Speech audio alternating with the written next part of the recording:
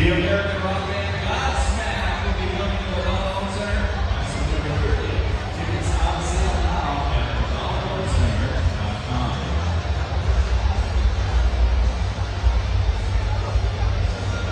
Thank you to another one-time sponsor, Cirrus Aviation.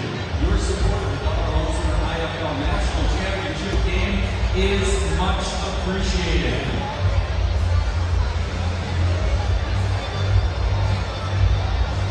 Rock legend Alice Cooper will wrap up his fall 2022 Detroit Festival tour in Las Vegas at the Dollar Center, Saturday, October 8th at 8 p.m.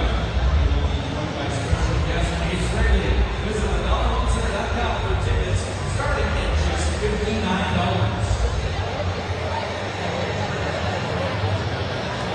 Fans, the home team, the Vegas Steakhouse, concluded their inaugural season this year, led by Coach Mike Davis.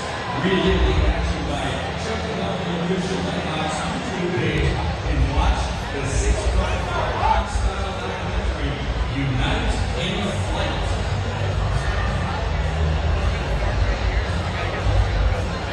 The NBA G League Ignite team is coming to Anderson this fall.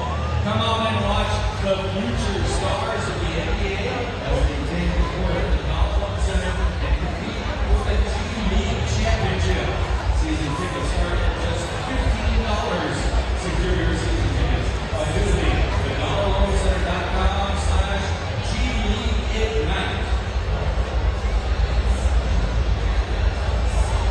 And congratulations to the Dollar Center IFL National Championship Game Ultimate Giveaway winner is Jason.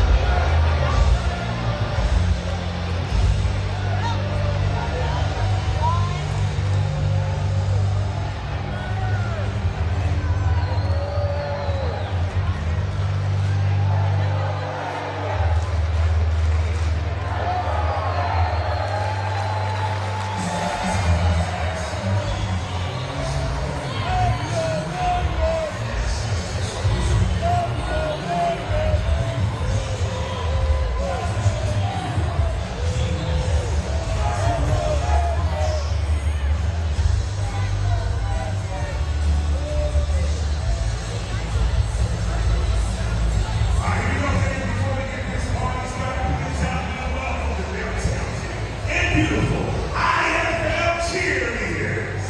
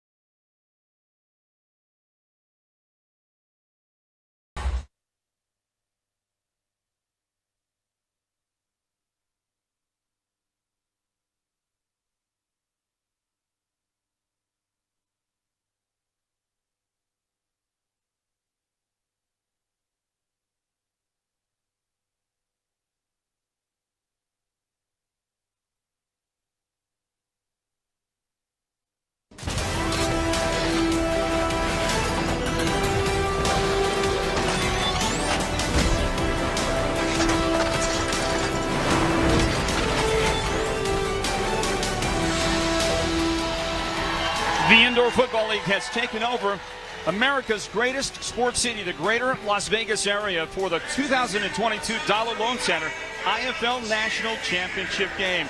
And we welcome you into a purpose-built facility, purpose-built for a night just like this spectacle that we're going to have for you tonight, the IFL's National Championship game. This is the Dollar Loan Center. My name is Floyd Simmons, and I welcome you in to broadcast coverage of this great championship game. And I'm joined in the booth by two legendary indoor football coaches, 15 championships between these two coaches. And I introduce you first to Curtis Riggs. He's the head coach of the Sioux Falls Storm. Coach Riggs, welcome to Vegas. And out here tonight, two unlikely teams in a lot of people's opinions in terms of getting here to the championship. Yeah, Northern Arizona had a disastrous first year last year, winning only 2 games, and then Quad Cities this year was so up and down, you really didn't know what you were going to get until they went on a Cinderella run for the end of the season. We're also joined by the head coach of the Arizona Wranglers, Kevin Guy. 4 championships under your belt, Coach Guy. You know what it takes to get here. This is a league that is built for parity. And you know what? I think we get evidence with the 2 teams out there tonight. No doubt about it. You know, the owners wanted parity. You got the 2 smallest markets in the league playing in the game tonight. You know, they've changed a lot of rules to try to put these 2 guys right here up in the booth, and that's what they've done tonight. Well, Coach Riggs, let me ask you about these 2 teams and what really makes them go. Let's begin with the Quad City Steamwheelers. You know them well. Played them 3 times this year. You know how to diagnose, I think, by this point, what makes them happen. They've got the Offensive Player of the Year this year, running their offense. E.J. Hilliard, that quarterback, and he is something special. Yeah, and they're not a team you fear. You look at their roster, and you're not scared to play them. But somehow Hilliard keeps them in the game and then finds a way to make plays at the end of the game. And if you watch here, you'll see it's his passing and then just as much his running, where he made some tremendous plays with his legs late in the playoffs here against Mass for a big first down. And then he has an unbelievable run against Frisco, that right here where it was 3rd and long and he gets the first down and they find a way to kick a field goal to win the game. He didn't come in until the 5th game of the year, and he won the league's Offensive Player of the Year. On the other side, they've got the Defensive Player of the Year at one of their defensive end spots. And that kid, Jaquan Artis, is special. Let's talk to Coach Kevin Guy about that great Northern Arizona defense. Well, it starts up front with Artis. He's got a motor. Any good defensive lineman that can play at this level, you got to have a motor, and it runs all night, man. We played him 3 times. We lost to him twice. The 2 games that we lost, he played in the game. The one we won, he did not. In the secondary, they're going to try to trick you. They're going to mix up coverages, and it should be a great ball game tonight. Well, Northern Arizona was the number 2 seed in the Western Conference. They come in with a 14-4 record. On the other side, the 4 seed. It took 2 upsets in the playoffs for Quad City to get here, but they did the job, and they beat what was arguably the best team in the IFL this year, the Frisco Fighters, in the Eastern Conference Championship. A 12-7 record for Quad City as they are getting ready to take the field. And here come the Northern Arizona Wranglers as well, getting set to come out to a rapturous audience. It's a pretty close to capacity crowd for the first ever neutral site indoor football league championship game, and it's right here in the Dollar Loan Center. The first of 3, minimum of 3 years, we'll see this game played here. And what a facility. Hopefully you're getting some sense of it as you watch the game from your vantage point. The energy is amazing. Here come the Northern Arizona Wranglers.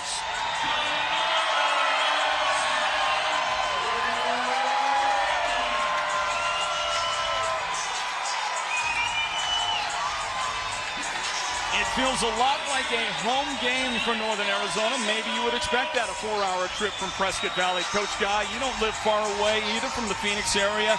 And I would say right now a decided home field advantage crowd-wise for that Wrangler team. Yeah, I'm actually pretty surprised, you know, that they drove up for this game. They look like they brought a lot of fans. I know that one time that we played up in Nass, you know, they had a great crowd, so not surprised. And we are now going to send you to the field. Todd Tryon, the IFL commissioner, will take over from here. Beautiful venue to watch a national championship game. Just want to give a quick thanks to Chuck and Mary Brennan. They're vital to bring this event to Henderson. The city of Henderson, they've been so open and so great. Team Foley, our IFL ownership group, are great sponsors of this event. And of course, you guys, the fans.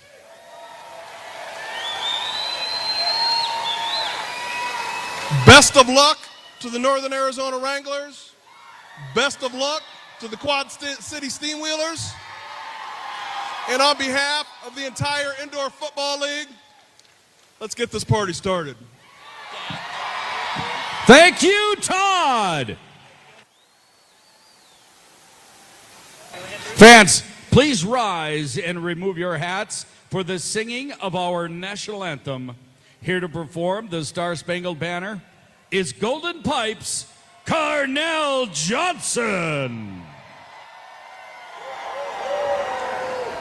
Oh, say, can you see by the dawn's early light what so proudly we hailed at the twilight's last gleaming, whose broad stripes and bright stars through the perilous fight o'er the ramparts we watched were so gallantly streaming, and rockets red glare, the bombs bursting in air, gave proof through the night that our flag was still there.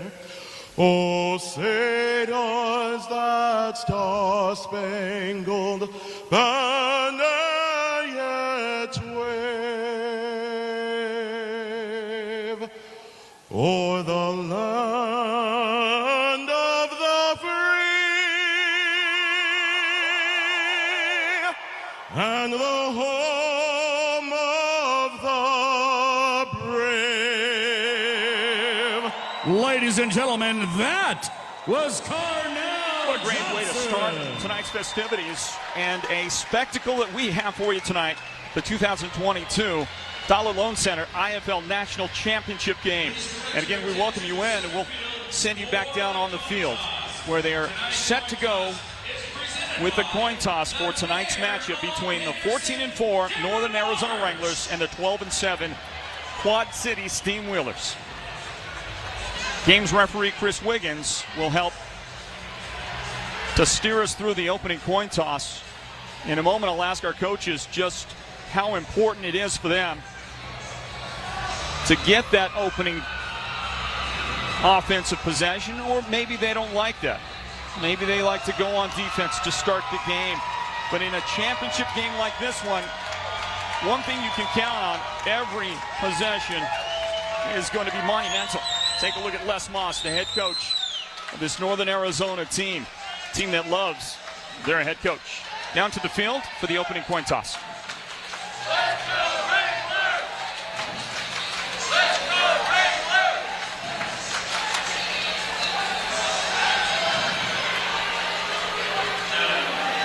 Come introduce yourself and take it.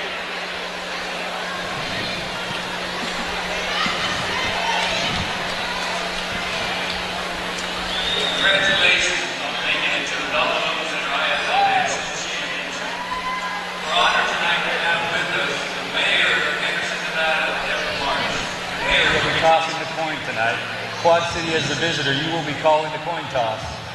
The logo is heads, the teams are tails. What will your call be? Heads is the call. Mayor, do the honor.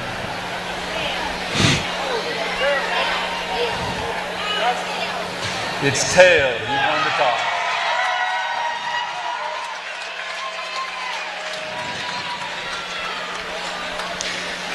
The Wranglers have won the opening toss. Let's introduce you now to the fourth member of our broadcast team. She'll be patrolling that field down there. Ashley Weiss. Ashley, welcome. I'll do my best, Floyd. Thanks. Like you guys said, two unlikely teams going head-to-head for this title.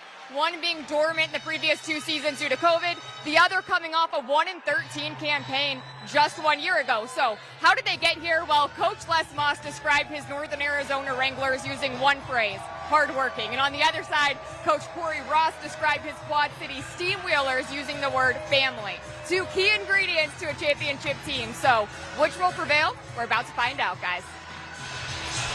Moments away, seconds away from the kickoff of the 2022 Dollar Loan Center IFL National Championship game. Coach Riggs, coin toss, championship game. Yeah, You want the ball first? Yeah, well, I think it worked out for how these two teams want it. Northern Arizona wants to try to get in that extra possession, get their defense on the field first. Quad Cities wants their MVP candidate with the ball in his hands right away. The thing to remember, though, that neither of these teams have had anyone play in a championship game before. I mean, if it's not Wranglers or Storm, people don't really remember who else has been in here. And for these guys, it's their first time playing in an environment like this. Tim and Guy, do you step into a bit of a trap if you're Northern Arizona by yielding first, giving them the ball and a chance to start this thing out? No, I don't think so. I think Coach Riggs is right, hit the nail on the head. I think they want to start on defense first, see if they can get some separation. Then they get the ball in the second half, and they can try to continue to get separation. Football fans, the Wranglers were the number 2 seed in the Western Conference. They had to pull off the upset and come from 14 points down at halftime in the Western Conference Championship to defeat the Arizona Rattlers. And they didn't get their first lead in that game until there was 45 seconds remaining. They held on in those final seconds to get a slim 1-point victory and advance here to the championship. And that team on the other side, they had to work their way through as the 4 seed and get 2 road upset wins. First over the defending champion Massachusetts Pirates, then a win over Frisco in the Eastern Conference Championship. And here they are, and a short kick off the front, and it is going to be scrambled for and recovered by Quad City. And just like that, a little bit of opening drama on special teams. No doubt about it. You know, Les Moss, Rob Keefe, these guys are from the Arena Football League. That was a big strategy in that game. Now they're in the indoor football game. They like to kick these onside kicks. That's what I call a hot shot, where they're trying to pick somebody off while they're up there in the tight return coverage here. So let's see how this plays out. But Quad Cities did a good job of recovering. They got great field position. Is it fair to say that special teams is an even bigger factor in the indoor game than it is in the wide open 11-man game? I mean, it's huge. It's going to gain you the extra possessions. And Coach Guy's right. They know they got a lot of numbers up there, and they're trying to ricochet one off that front line. E.J. Hilliard, the offensive player of the year in the league. He's in trouble, escapes. He'll go left side. There are flags down as he works his way into the end zone. But again, markers down both in the backfield and the defensive backfield after the play. Yeah, one of the receivers just got tackled in the coverage. Looks familiar, okay? And then back here on the backside, you know, looks like we're going to have a holding call, so we'll probably replay this down. Yeah, and Ulrich Jones is one that they don't rush him a lot at the nose guard position, but when they do, he can create havoc, and it's really a mismatch for Quad Cities with their undersized center going against Ulrich, who's at 6'7". And I think they expected him to just shadow Hilliard more than actually rush. I thought this was interesting, guys. In the press conference yesterday, the Northern Arizona Wranglers, each team had 4 player representatives. 2 of the Wranglers, defensive linemen. Yeah, I mean, that's the heart and soul of their team, you know, besides their quarterback. And I think it's really a mismatch for Quad Cities. That's not the strength of their team, but you did see what is, and that's Hilliard making plays with his legs. E.J. Hilliard takes the snap, give right side, tackle made quickly, and stepping up to stop the ball carrier, Darren Hungerford is able to make that stop. Looks like Coach Ross is trying to come out. He's going to try to establish this run game a little bit, see if he can't slow down this pass rush already with 1 holding call. Yeah, the hard part is going to be that they don't have a running back. Kerryon Moore didn't suit. He's been battling through injuries, so they'll try to use their receivers and really Jones, who's a linebacker, playing some running back for him. Hilliard puts them in motion to the left side, and he is running all the way. Steps right up and steps across the 5-yard line. Tackle made at the 3. It'll be first and goal at that spot for E.J. Hilliard and Quad City. Yeah, and that's a play people here in Vegas should be very familiar with seeing, because when I watched them play Vegas, Hilliard ran that very quarterback draw over and over, and that's really what beat the Vegas team on their run to get into the playoffs. What Coach Ross did there is he put the formation into the boundary, and he ran double loop to the field. And what he's doing is getting the NAS defense out of their comfort zone and making them move a little bit, and then he hits them with a quarterback draw. Yeah, it's really important. You move them off their points. You get their eyes out of the backfield. You change their thoughts a little bit. Hilliard fakes it. He wants to take it himself. He'll battle his way Touchdown. across and into the end zone for Quad Cities. Opening points of the game. Yeah, the great job by Coach Ross here. He really kept it safe. He did a lot of easy, simple things, and it's going to make their offense feel more and more comfortable, and it's going to have Northern Arizona guessing a little more too. Part of that combination that makes E.J. Hilliard so tough. He can throw the football, he can run the ball, and kind of like a quarterback you're familiar with there in Arizona, Coach Guy, he's got a little power in that running game of his. You know, he's a special player. I haven't had the pleasure to coach against him yet. I don't know if I want the pleasure, but we signed him in Tucson last year. Kathy Guy, owner of that team, Dixie Wooten, head coach, signs him. You know, he didn't report the whole season. This year, he decides to report for Quad Cities, and he had an outstanding season. Point is good, and Quad City strikes first. They lead 7-0. Folks, this is the 2022 Dollar Loan Center IFL National Championship game. How much do our loans really cost? A $1,000 loan costs $5.50 per day in interest. Needed a week? $38.50. That's it. $5.50 per day for $1,000. You can do the math from there.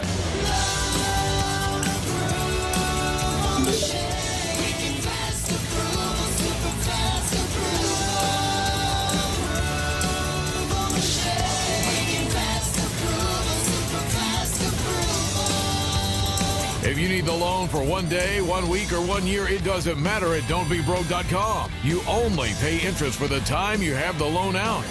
No application fees, no prepayment penalties, and instant funding. Yeah! I just go round and round. Check out don'tbebroke.com to apply online or give one of our real live humans a call.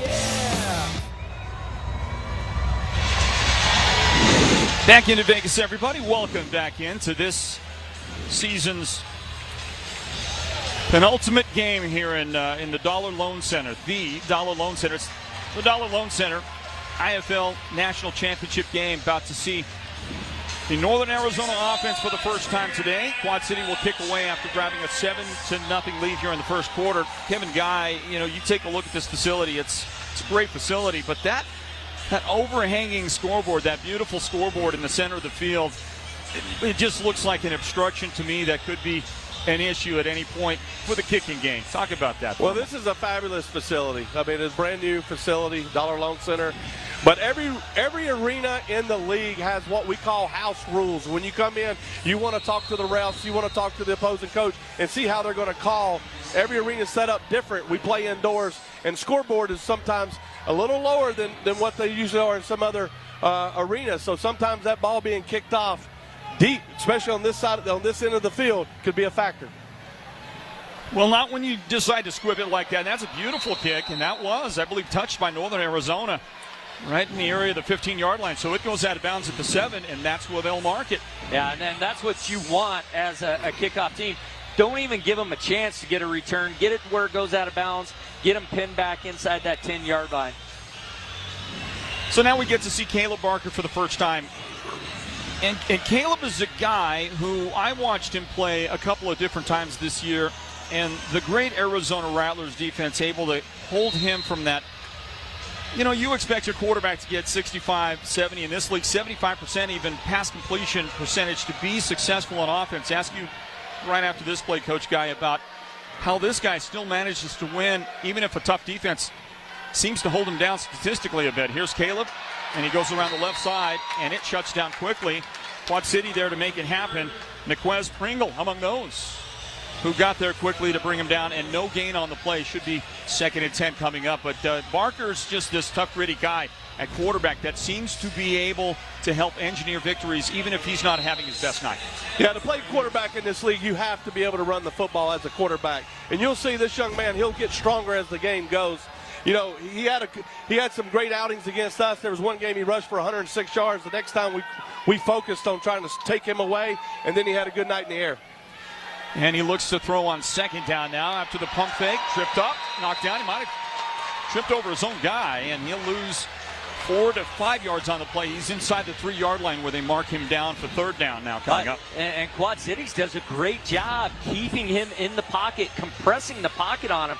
You see here, he's looking for a lane to run. Doesn't have a great view because Pringle's getting such a good push at the nose guard position. You know what's interesting is Naz started the season right here in this building. And Caleb struggled in that game. And you know, Coach Moss had a conversation with me after the game, and one of the things I brought up to him, I was like, hey, these balls are slick.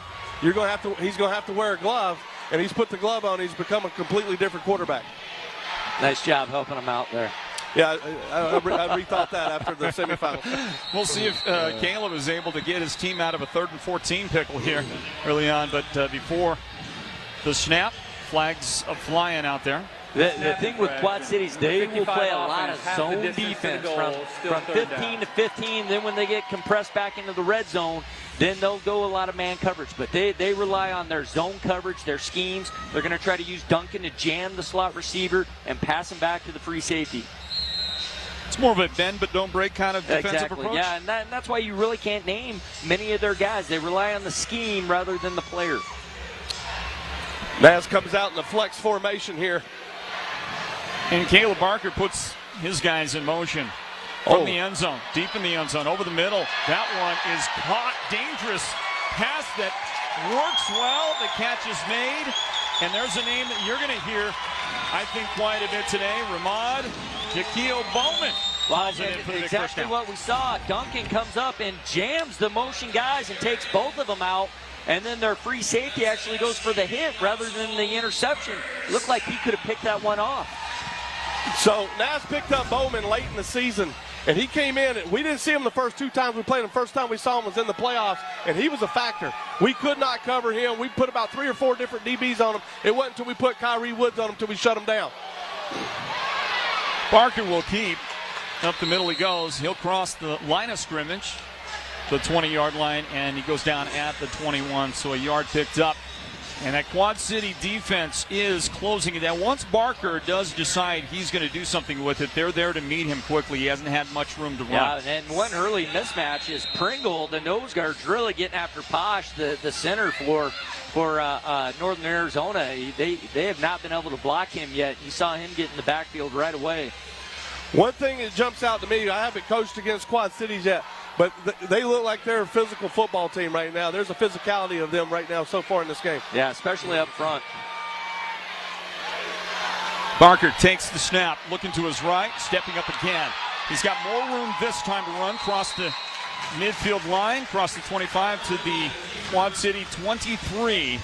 Gain on the play of about 6 yards for Barker, and that'll bring up third down. You know, we didn't get to face Northern Arizona, but one thing I did see as I watched film of them, usually these runs, you're always like, quarterback, get positive yards. That'll be frustrating for defense.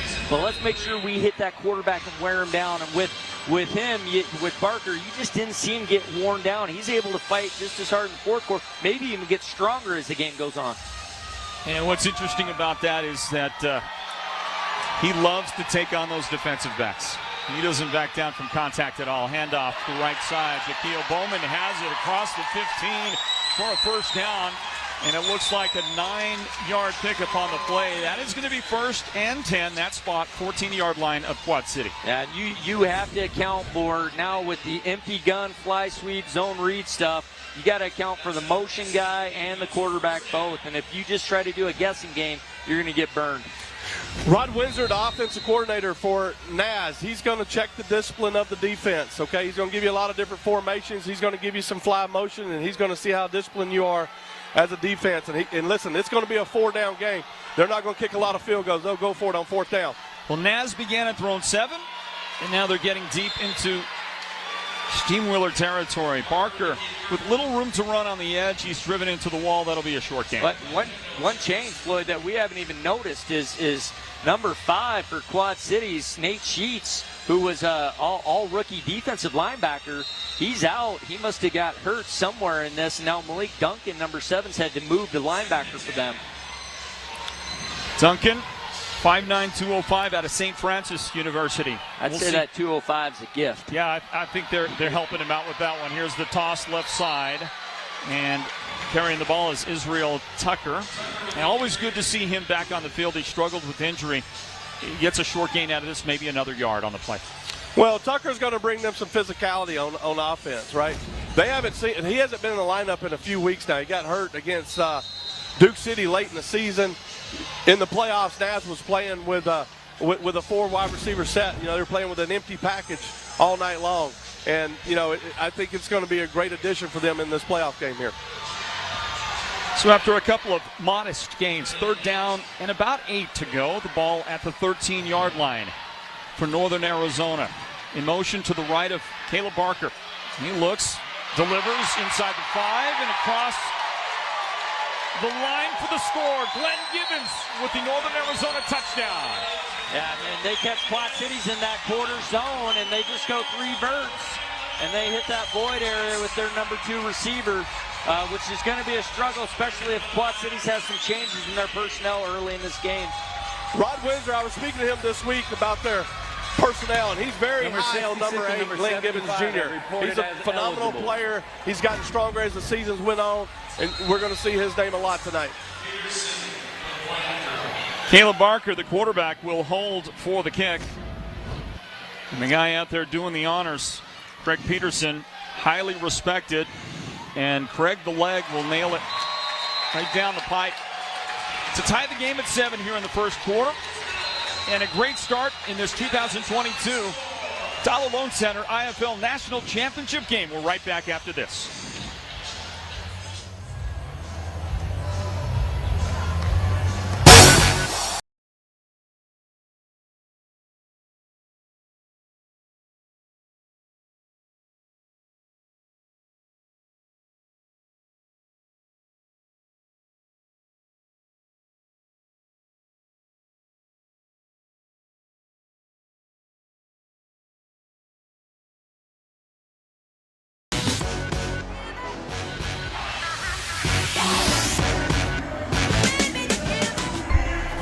Ignition sequence starts. A new season means new drives. T-minus 10. 9, 8, 7. New roads and new rides. 2, 1, 0, and liftoff. More driven. Same time. Liftoff. We have a liftoff. Moving and moving. Back into Henderson, Nevada, everybody. Welcome into the 2022 Dollar Loan Center IFL National Championship game. We're tied at 7. Northern Arizona and Quad City. And a tough matchup that begins with both offenses able to punch it in, get the points. That Northern Arizona defense unable to hold Quad City and E.J. Hilliard on their first possession. Caleb Barker able to come back the other direction, engineer the scoring drive, and here we are with 4 minutes, 8 seconds on the clock in the first quarter.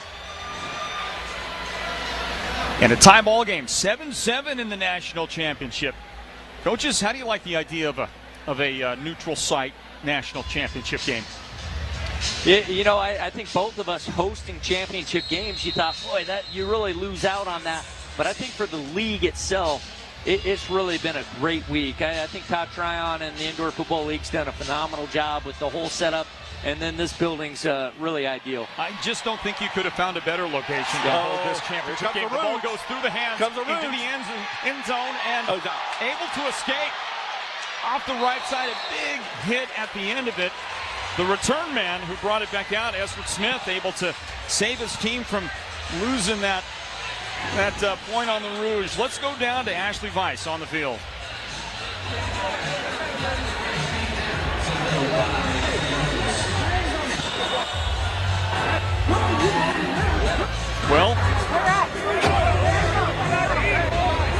Well, we'll get to Ashley here in a little bit. One thing, Floyd, you'll see Quad Cities will have their linemen just go line up, and then they huddle around the coach. It's something I'm really not a fan of. I think it looks kind of sloppy, but it's worked for Coach Ross and how they kind of do things, get their skilled guys to play call. Highlighting the number of ways that you can get yourself to a championship game. Helps to have this guy, E.J. Hilliard, over the middle, pass just behind his receivers, off his hands. That is incomplete. Yeah, and that ball's got to be caught. I mean, and Hilliard's going to have to step up a lot in that pocket, and then the receivers downfield in that man coverage, you got to make that catch. Quad City's mixing up their formations and motions. Again, trying to move Naz off their point defensively and make them uncomfortable.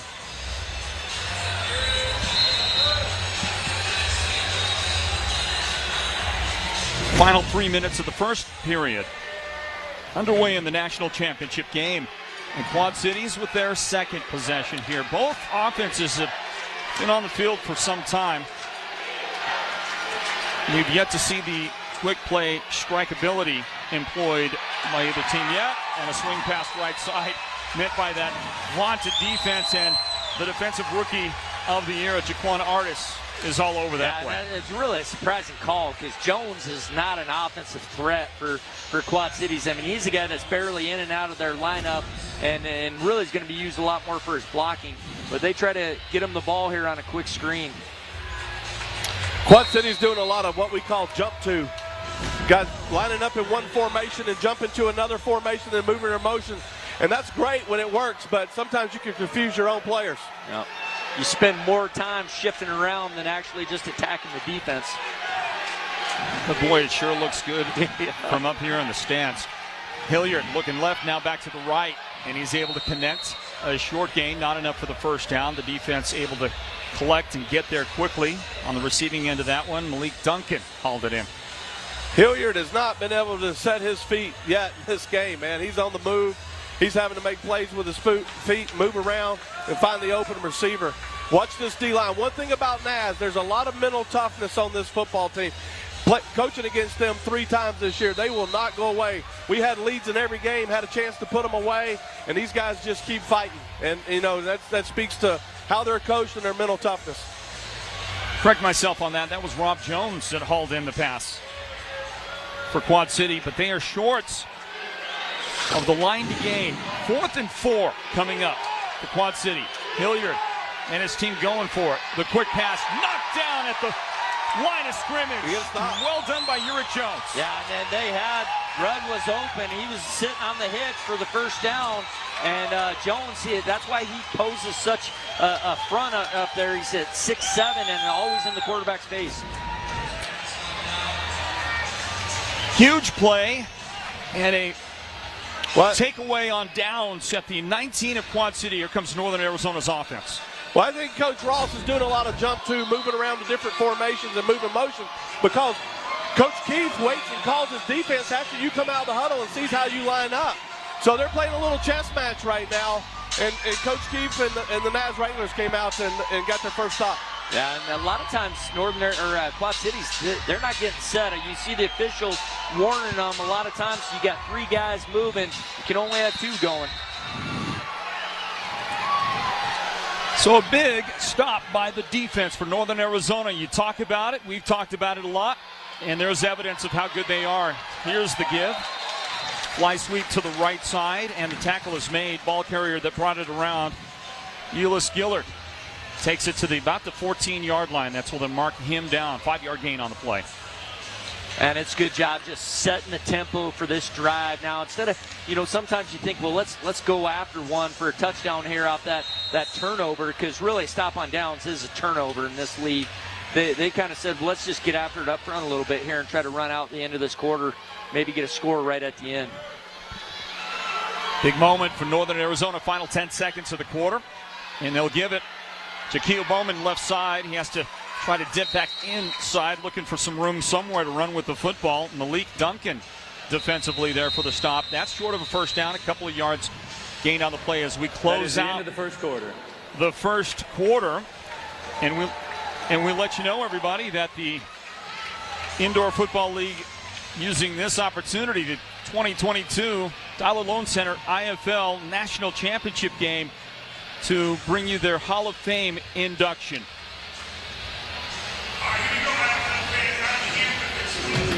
Nate Floyd was a game changer on the defensive line for the Sioux Falls Storm from 2003 to 2007. Floyd was a 3-time League Defensive Player of the Year and a 5-time All-League selection. Garl Sims was one of the greatest weapons indoor football has ever seen. Sims was a first-team All-IFL selection in 2012 and 2013. Charlie Bosselman has been a key part of the development of the IFL. Charlie brought the Nebraska Danger to Grand Island, Nebraska, and quickly became a force. Charlie was selected Executive of the Year in 2014 by his peers.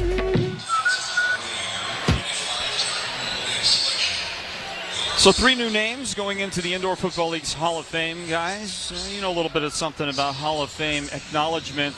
This is it's a great league and some great names right there. You know, the thing that's great about these 3 is really Bosselman and Nate Floyd were ones that were kind of the foundation of the league. Starting as the league has grown, they were players that and owners that weren't even part of this as this has expanded, and we still went back and recognized their achievements. Nate Floyd played for me, Carl Sims played for me, but Nate Floyd was a 3-time Defensive Player of the Year, was a phenomenal defensive lineman, really made it difficult for a lot of offenses that went against us. First half action, we get set for the second quarter in a moment. We're tied at 7, everybody, the 2022 Dollar Loan Center IFL National Championship game, the culmination of a great season. Coach Guy, we've talked about parity, and you've talked to me a lot about parity over the course of 2 years that we've been associated.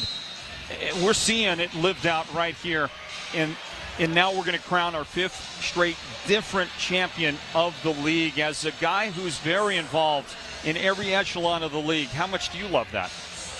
Well, again, I think it's great for the league. It's not great for the Arizona Rattlers or the Sioux Falls Storm, but it's great for the league. And, you know, a lot of rules have been changed. And as I said earlier, you know, there's been a lot of rules changed to put us 2 guys up in the booth and not have an opportunity to compete here. And, you know, it's something that we got to figure out. I think there's a lot more attention now being put on. You got to develop players, okay? You're coaching a different age group than say what we were, the Arizona Rattlers was when we were in Arena League. We were coaching kids that were 25 to 32 years old. Now we're coaching kids that's from 22 to 25. It's a different maturity level, and you got to put more emphasis on developing players.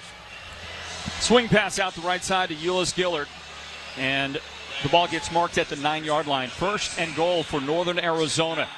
Floyd, one thing to speak on Quad City's behalf, they've made very few roster changes all year long. And I think that's one thing that's been key to their success. With one change they made, Hilliard comes in and helps them out. Another short game there. Now let's check in with Ashley Weiss down on the field. Thanks. The absence of Nate Sheets. He has been back here by the locker room. The athletic trainers were looking at him, doing some and then slid ice jersey, so he's icing his shoulder right. Seems visibly upset. I don't have an update on when he will be returning, but he's certainly in some pain at the moment, guys. Thank you, Ashley. Speaks to that issue we were talking about at linebacker a moment ago for Quad City. Here's the quarterback, and Barker will keep it. Yeah. Barker takes a pretty aggressive hit at the 5-yard line. Goes down there. That'll bring up 3rd down and goal. Well, that play is going to be a nightmare for Quad Cities if they don't. I mean, they're guessing right now. And right now, if you continue to guess, you're going to get burned. Because right there, he could have gave it to the receiver or kept for a positive gain, too. It's no different, Floyd, than defending the option in the outdoor game. You're right. It's assignment football. You got to have somebody that's got the quarterback. You got to have somebody that's got the fly motion, and you got to have somebody that's on the running back. So right now, Coach Windsor's testing the discipline of the Quad City Steamwheelers defense. And then it's going to open up some play-action pass, too, here at some point. They're going to just fake that, and you're going to get guys attacking downfield in an aggressive fashion. There will be someone standing in the back of the end zone wide open. Whistle on the field. And the ball is going to be moved back. Looks like we had a delay game. Yeah, there's been a lot of conversations between Coach Windsor and Barker down here. Number 7 offense, 5-yard penalty, still 3rd down. Well, so many times, moving from the 5 to 10 is something you want as a coach. I don't know. Does Coach Windsor, does he like the extra added space he gets to work with there? I think these are good-sized end zones no matter where you're at. So I think it does benefit Quad Cities. 3rd down play. 3rd and goal. Barker escapes pressure. And he'll take it up the middle. It parted for him. He dives in. The touchdown for Northern Arizona. Yeah, the defensive line for Quad Cities just got out of their lanes, man. You're going to have to finish in front of the quarterback if you don't want him to start taking off and getting big runs out of their game. Well, for a team that has one of the best defenses in the league like Northern Arizona does, to get a lead at this point in a game that's moving slowly, right? We're not seeing a lot of high energy, not a lot of quick strike scoring in this one. If it continues like that, you've got to like your position if you're the Wranglers. You do, but we saw the same thing with Quad Cities against Frisco, and Frisco has the best roster in the league. I don't know how they lost the game when you look at them on paper, but they were down multiple scores different times in the game and still found a way to come back. Point after is good in this championship game. It's 14-7. Northern Arizona in front here in this second quarter. The Dollar Loan Center IFL National Championship game.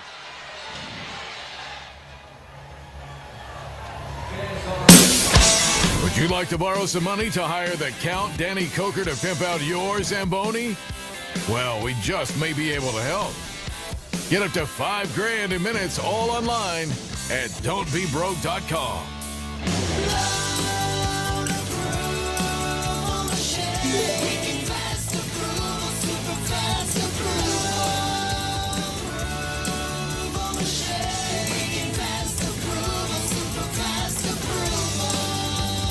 We are old school at don'tbebroke.com, just like the Count. And we've been funding loans for almost 25 years now. Quick, inexpensive, safe, regulated, friendly, and a wicked fast loan approval machine. Sweet! Yeah. I pimped the Zamboni with a big DK smile. Don'tBeBroke.com. Instant funding loans from a hockey arena in Henderson, Nevada.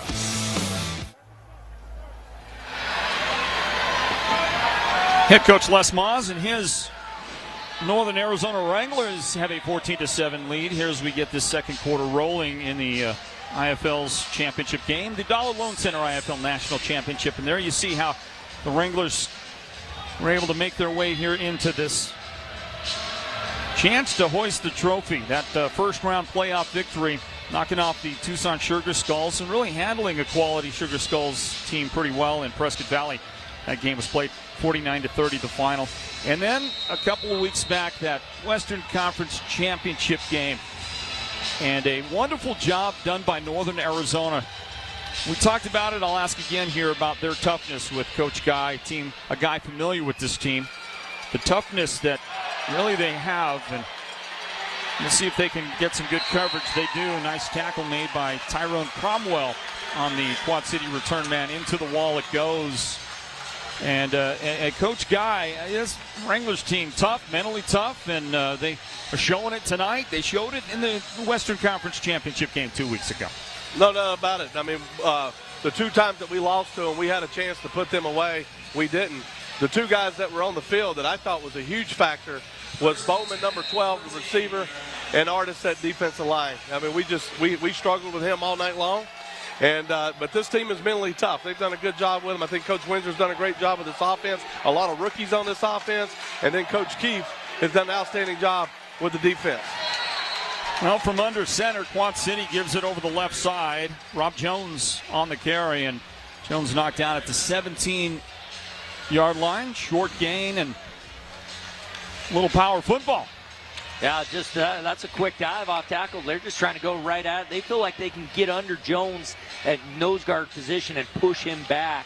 As you're talking about Northern Arizona being resilient, though, Quad Cities, I mean, they had to get a big win against Iowa to get into the playoffs, and then they're down at Mass, they were down at Frisco. They just hang around and find a way. Hilliard with crossing motion in the backfield.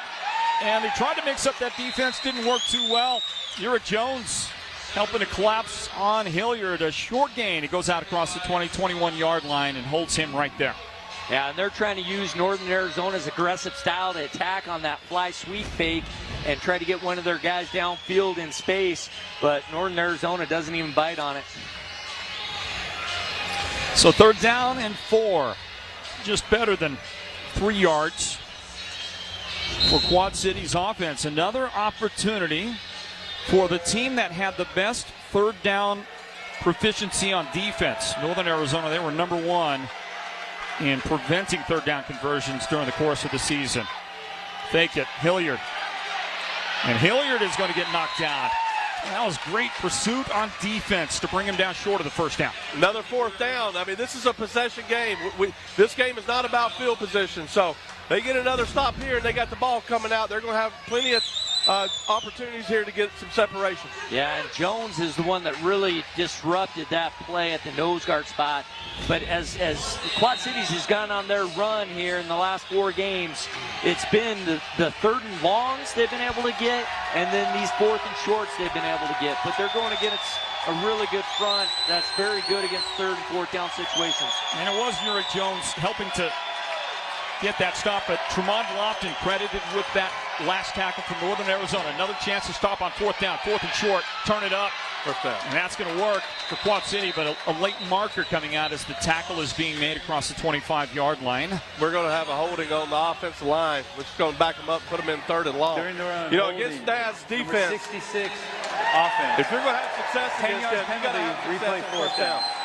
Yeah, and you've been the center for Quad Cities has been getting lucky play after play with some questionable, could be a holding call, but now getting backed up, it looks like Quad City's going to have to try a field goal. And this is a win. This is a win for the defense. You know, as Coach Guy talked about, it's the third and fourth downs that dictate this game. The more stops you get, the better your special teams play.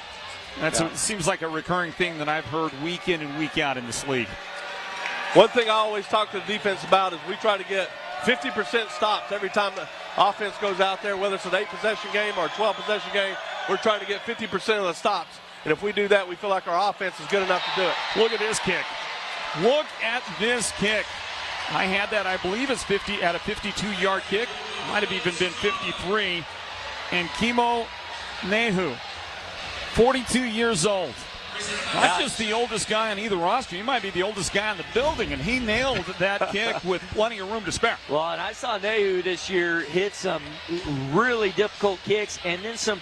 He hit a lot of the deuce kicks this year, and he hit them in some facilities where had low-hanging scoreboards. You had to kick a line drive kick, and he was able to make those, and really has had an exceptional year for Quad Cities. And he's made a lot of big kicks in the playoffs in those first 2 rounds.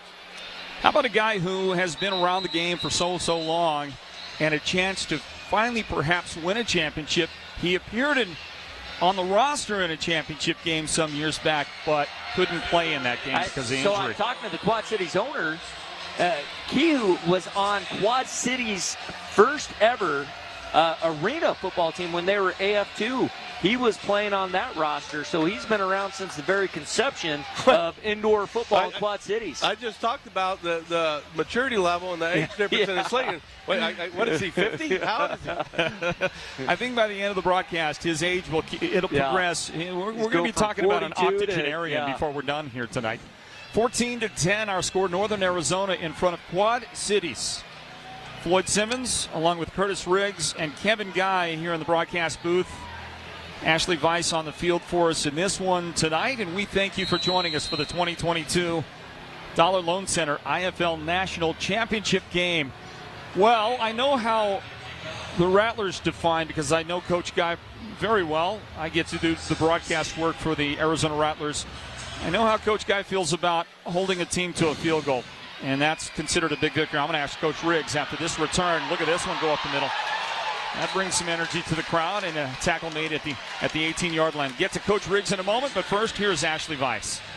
Yeah, you guys are talking about Kimo Nehu and how he's a 20-year veteran, and what inspires the guy to play for that long? Well, for him, it's his 8-year-old son, Cairo, who has special needs. He told me yesterday he has learned so much about life raising him, and he understands that his son's never going to have the opportunity to play a game like football, so he plays for him.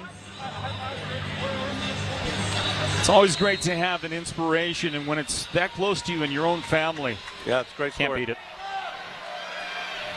Caleb Barker lines him up. First down, Arizona, Northern Arizona. The Wranglers have the football, their own 18-yard line. Barker thought about it, keeps, and he is brought down across midfield, short of the first down. And again, a guy who We talk about how tough Northern Arizona is, and a lot of that has to go back to the quarterback. This guy, Caleb Barker, whose toughness, he's willing to take on anybody and everybody on that defense, maybe sometimes to the trepidation of his coach. I mean, Coach Moss has to cringe every time he takes a big hit, but he just refuses not to. Well, it's so frustrating for Quad Cities because they take the hitch away, but he still runs for 8 yards. The give off the right side. Look at this. Strong run that finishes across the 15 of Quad City, and the big forearm shiver at the end of that. And that's the way to make a finishing statement. Israel Tucker on the run. Yeah, Quad City's defensive ends don't start helping out on these plays. Northern Arizona has them outnumbered. You see they blitz, and the backer actually goes to the backside. Well, they got enough blockers to get on everybody here, and they're just going to keep running that outside. Well, they came out what I call a fox formation, where they put the running back on the backside. And usually when that happens, percentages say it's going to be run or play action. Stoppage of play for a moment. And I think it's because they're going to clear the field on one end. The cheerleaders came out to do some celebrating, and they're going to be asked to wait until maybe there's a little more broader stoppage in action. They're part of the show, too. Hey, they want to have a fun time just like the rest of us do. 14-10, our score. Northern Arizona in front. The Wranglers with a chance to go up 2 scores in this possession. 6.5 remaining in the first half. Incomplete. And that catch is incomplete near the boards on the left side. You do see how Bart, how he struggles to get a hold of that ball quickly for quick passes. That looks like it's somewhat of a weakness for him. But as he's able to get comfortable, scan the field, then he has no problem getting rid of it.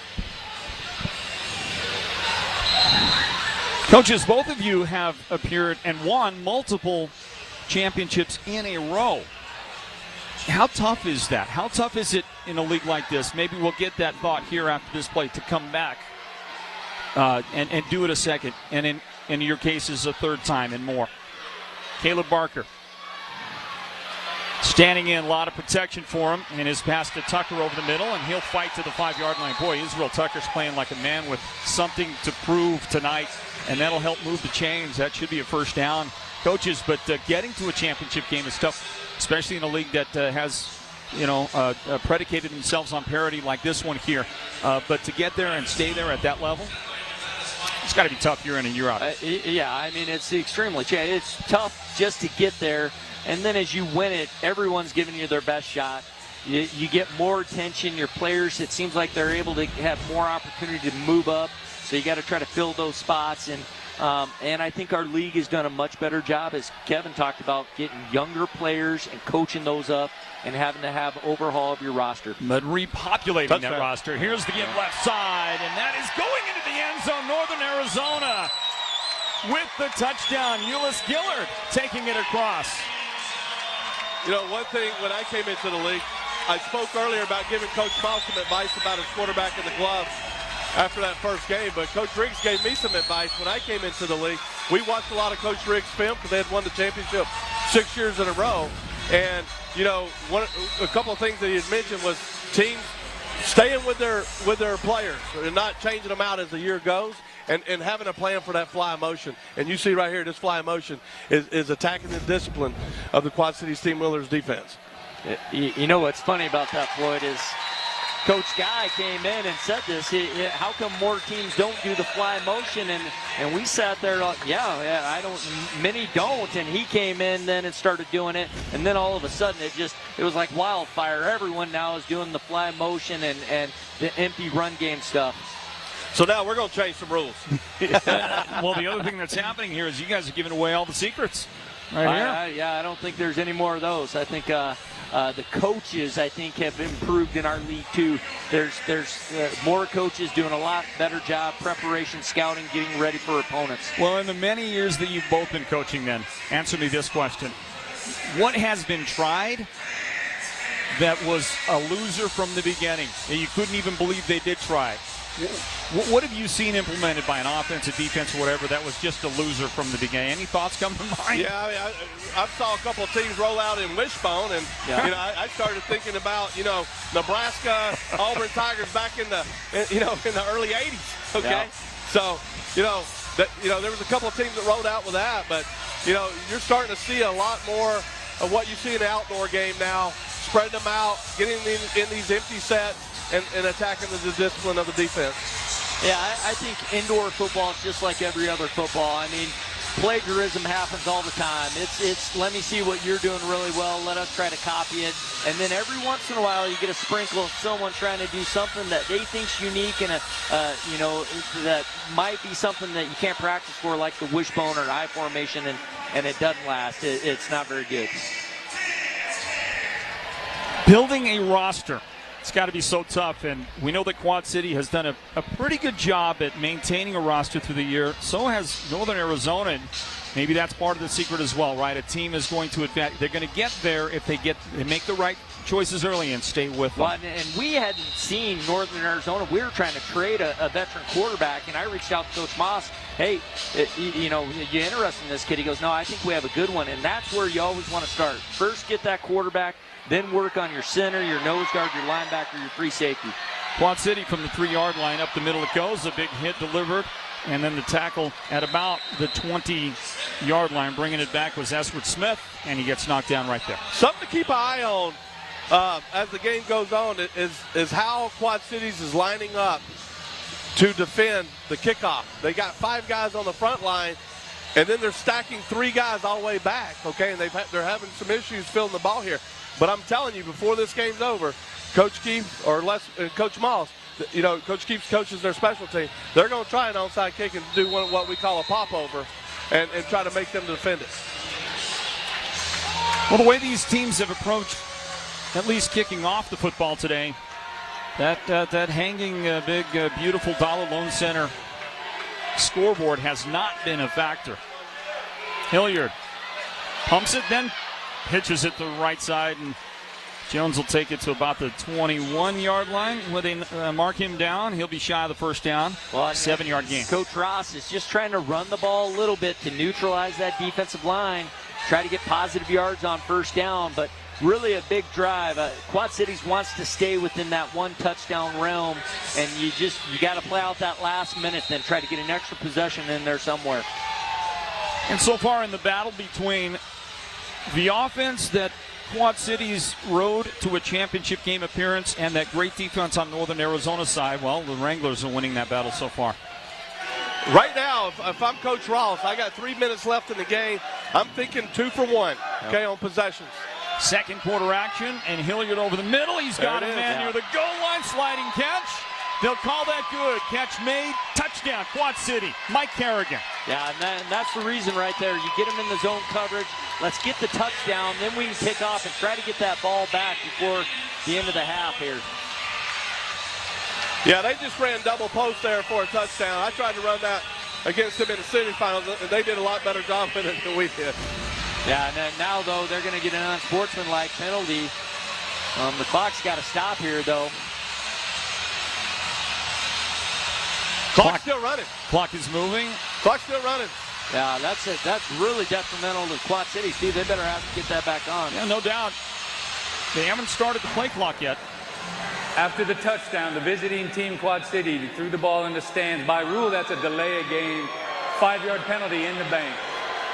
You know what? This is a championship game. Let these young men have fun. Yeah. Let them throw those balls up in the stands. Well, and especially let a the fans neutral have it. crowd. I mean, come on. Neutral crowd here. I mean, if it's your home place, you can do that as much as you want. And I think a place like this, we want those footballs there. But I can't believe no one even noticed the clock kept running here. I mean, the back judge, he's got to be watching this that entire time. Hey, if I'm an official and I miss a call, that's not the... that's the one I do want to miss, right? Is that what you want to be known for? Let that one go. Yeah. 21-16, we'll wait for the outcome of the point. You know, the other thing is, with this penalty, if I'm Quad Cities, hey, I may onside kick it so I can play this 2 for 1 right now. Especially now that they lost over a minute right there. Yeah, there's a lot of conversations going on. I mean, you know, the clock's got to stop in that situation. Yeah. They got to stop the clock. Well, People out there arguing. They did have, one of the officials did signal to stop the clock. It's just no one else picked up on it. So we lost, I don't know, a full minute of time, maybe more than that. Yeah. 98 seconds remain here in the half. Could have been more. Well, it was 3 minutes when they scored the touchdown. And we're at 1:38 right now. Yeah, so the clock would keep running, but as soon as that penalty's called, that's when you're blowing it dead. And let's get this called and kick the extra point. Good shot there of Mike Kerrigan, who hauled in the touchdown pass. We didn't really talk about the, the great catch on the end of that, wide guys. Open. Hilliard almost, it's one of those where your guy's so open, you get scared, you try to touch pass it and aim it in there, and you almost underthrow him. Luckily, Kerrigan was able to come back to the ball. That's one thing I always tell the quarterbacks. When they're wide open like that, just put the ball on them. Put it right on them. Don't try to throw the perfect pass. Just go put the ball on them. Still sounds easier said than done, coaches. Yeah. Well, that's the difference between, a lot of the teams, the success is first having that guy, that playmaker that can make all those throws. So a couple of ways you can play this situation here. Quad Cities can onside kick and give them the short field so they can try to get the ball back and go back down and score. Or you can kick away, okay? And then if that happens, then I'm sure Coach Windsor's going to try to make them burn their timeout so they don't have any timeouts to come back down the field with. And the teams have their full complement of timeouts. Quad Cities with 3 remaining. Northern Arizona about to get the ball back with 3 timeouts left in this first half. There will be a mandatory 1-minute warning coming up. Now there's a penalty, so now they're going from the extra point or when the ball went in the stands. So now they're going to move it closer to the end zone. And now Quad Cities should have some time to come back down the field. First down, Northern Arizona. That was Tevin Homer who was able to scoop up the ball. Yeah, I will tell you this, Floyd. We take a lot of pride in Arizona Rattlers in clock management. We feel like we're one of the best out there that does it. And I can tell you right now, and I'm not saying it because he's standing against me, when we got in some games with Sioux Falls, I thought it was a great chess match with Coach Riggs going back and forth with the clock management when we played each other. It was one thing that we, as these arena teams started to come into our league, it was something you really started to put much more emphasis on, the clock management and the 1-minute rule, too. We didn't have that before either. And so we really had to start to learn, hey, what are the ins and outs about trying to gain this extra possession? Snap, Parker gives it. Tucker, the cut back, and he's going to get knocked down at the 16-yard line. So right here, Floyd, that was all Coach Windsor's doing is running the ball here to see if he can make him call a timeout. Well, that takes us to just under a minute remaining in the first half. This is the 1-minute warning. I think Coach Ross he'd really like a holding call there. Time for the 1-minute warning here in the first half. We'll grab this timeout, everybody. The 2022 Dollar Loan Center IFL National Championship game. Back to conclude the first half in a bit.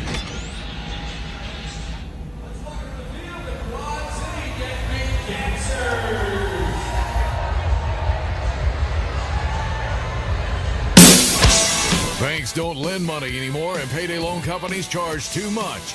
Nobody has you covered like Don'tBeBroke.com. With our e-signature loans up to $5,000, it's free to apply and takes just minutes.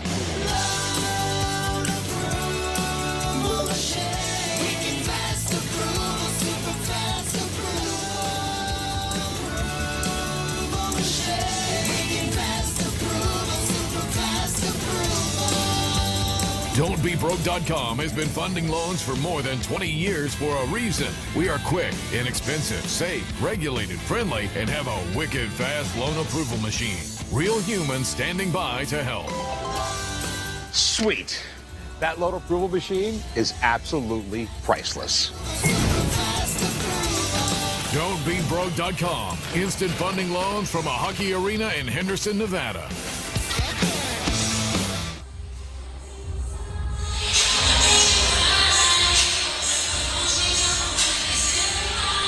Welcome back in, everybody, to the 2022 Dollar Loan Center IFL National Championship game. And this game and this atmosphere is everything you hoped it would be when you heard that it was going to be going down in Vegas. First year of at least a 3-year agreement the IFL has made with the Dollar Loan Center to be here. And this neutral site has proven to be, well, a great place to host a championship game. Again, purpose-built. And indoor football, it's almost like, I don't think you can ever get a facility perfect, exactly right, but This is dialed in pretty close to what you'd want for an IFL, not just championship, the Vegas Nighthawks play here. I think size-wise, it's really an ideal setting for most of the teams in the indoor league. And, besides Arizona Wranglers, who are able to get great crowds, this is really the right size for most of the teams in our league, and you're seeing more and more of these types of facilities coming into play. 21-17, final 57 seconds now, the first half. Caleb Barker. Screen. And he was trying to set that screen up, had to throw it into the dirt. Israel Tucker was guarded. He was bracketed by defenders. There were two in the face of Barker, had to get rid of it. We made the decision as owners midway through the season that, we were going to have this championship game in Vegas. And, I thought, for us making this decision halfway through the season, I thought, we got a great crowd here tonight. There's a lot of fans that traveled. You can see they're from their hometowns. We did this in the Arena League in 2012. We go down to New Orleans the year I won my first championship, and I thought they were running a special blue seat night because there was nobody in the building. 4-point lead. Northern Arizona trying to add to that connection at the 5. And there's the first down. Jaquio Bowman into the wall at the 2-yard line. Big connection, wide open across the middle, and it's first and goal, Northern Arizona. And if you're gonna blitz and bring pressure, you gotta take away something with your linemen, and 2, you gotta play a little tighter. You can't just let him stream across there and not have any contact engaged into him. You see the end of it. You see the tackle made by Kendall Jefferson. However, 100% run right here. Quad Cities, they're back to the wall, and Barker under center. Tucker, the running back, behind him. Motion, quarterback sneak. Well, that's a distance to go quarterback sneak from the 2-yard line. He may have gotten to the 1, marker down. Well, and the purpose isn't necessarily to score, it's to use the clock here. I mean, he's doing that just because we don't want to give them much time. Northern Arizona's thinking that. Let's try to just get a yard or 2, continue to move forward, burn that clock. The defensive box at the snap, half the distance, replay first down. So the illegal defense moves the ball to the 1-yard line. Okay, I get that. You run the ball, you're not necessarily trying to score, but that's another opportunity for a mistake to follow. Yeah. That's another opportunity to give the ball up on the next play. Well, and especially when you have quarterback that doesn't go under center very often. That's got to be a fear. But you could see Windsor, they want that clock going. They want to decline the penalty, keep that clock going. Let's burn clock here and just try to get a score going. And remember, Coach they get the ball first. Call a timeout right here. Yeah, he should have used one earlier. There he goes. They get the ball first second half, too. Northern Arizona does. 35 seconds on the clock. That timeout. See, right here with first and goal, you want to run the football here because if they stop you, now you got to make them burn a timeout, right? And then, but if you score, either way, it works for you either way. So you're winning either way. So this is what we call situational football, and you got to be dialed into this stuff at the end of the game. Okay, so then reset the game Coach clock Riggs, to 47 you've seen Quad City. seconds. And it is timeout, Quad City, their first of the half. So they add 12 seconds to the clock. All right, you've seen Quad City. Dial up the defense you think Quad City is going to come out in if indeed Coach Guy is right. They're going to run the ball because that's what makes the most sense.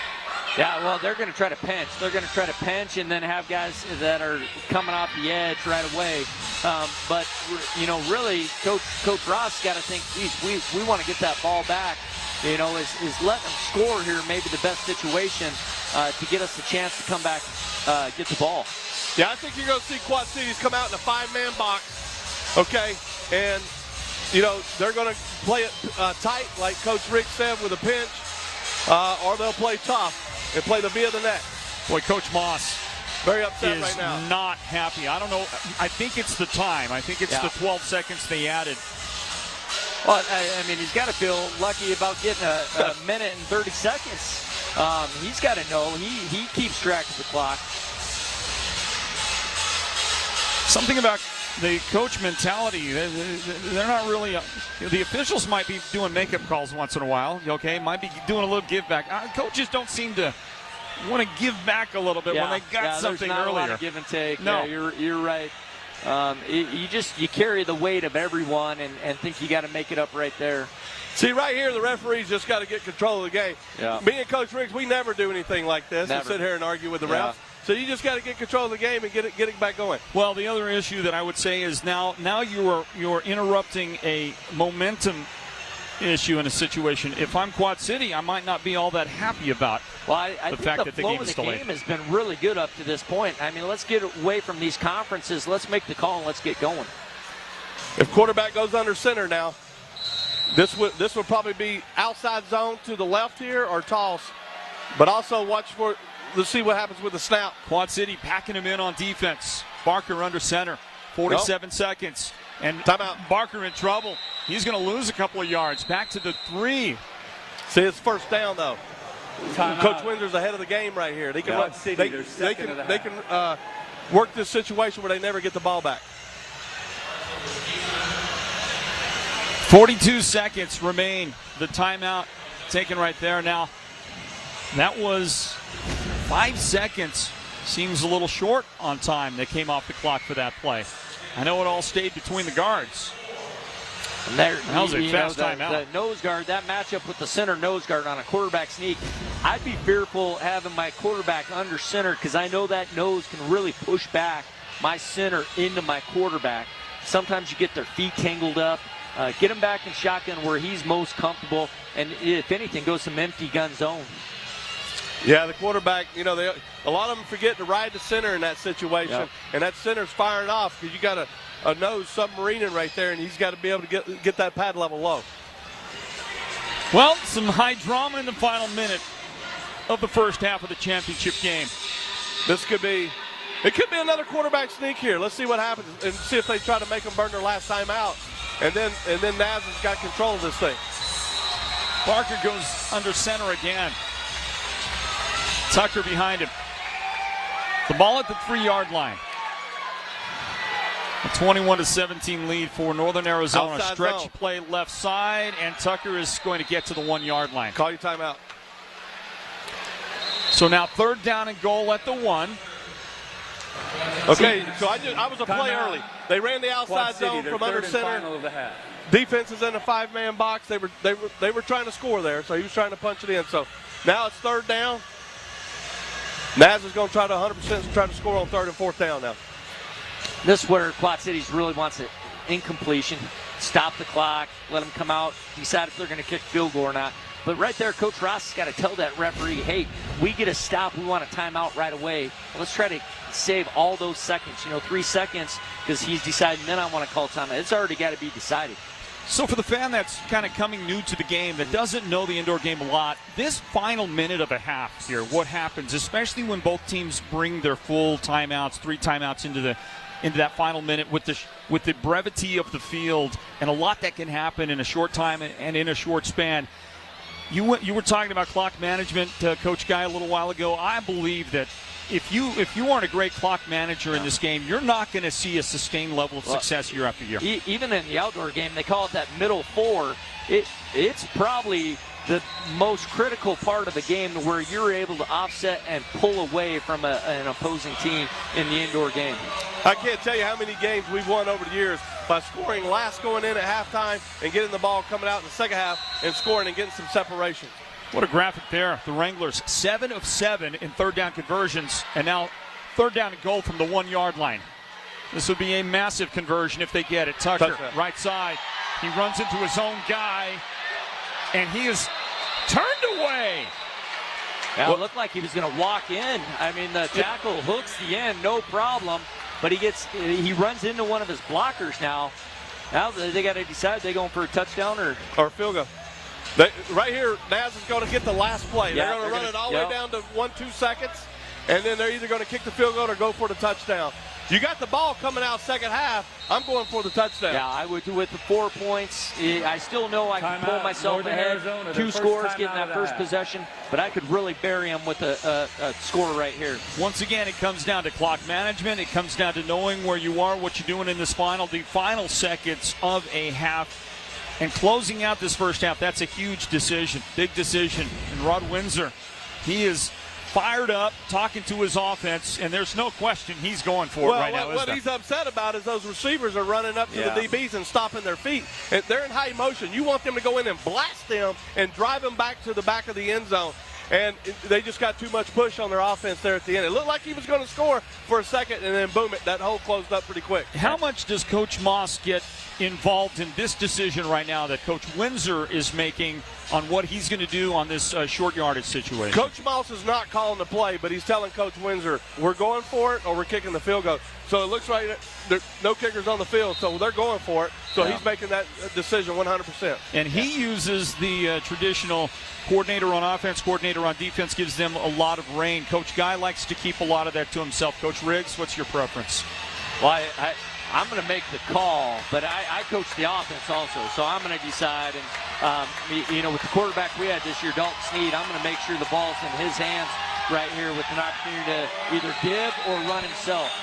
Final 3 seconds of the first half. Look for run weak here. Let's see if they go to the boundary. The Northern Arizona fans on their feet making some noise, and Caleb Barker, the quarterback under center, tosses it to Tucker. He is going to make it go across. He's in the end zone, but there are markers down. Now you'll see the field goal. But there's 0 time on the clock. Yep.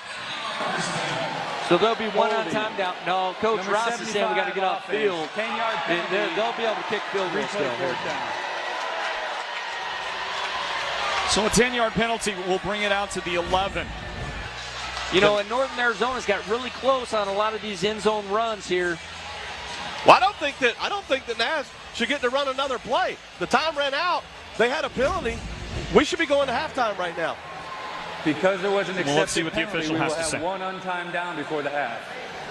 That's usually only when the defense has a penalty. Usually it's an untimed down when the defense has one. Traditionally in football, we're used to that. But we don't know. End a half on a defensive penalty. We don't know if we're going by college rules or pro rules. Yeah. We're going by some kind of rules. Either way, that's still a really big to go in either 4 points or 7. That's a big stop. Yep.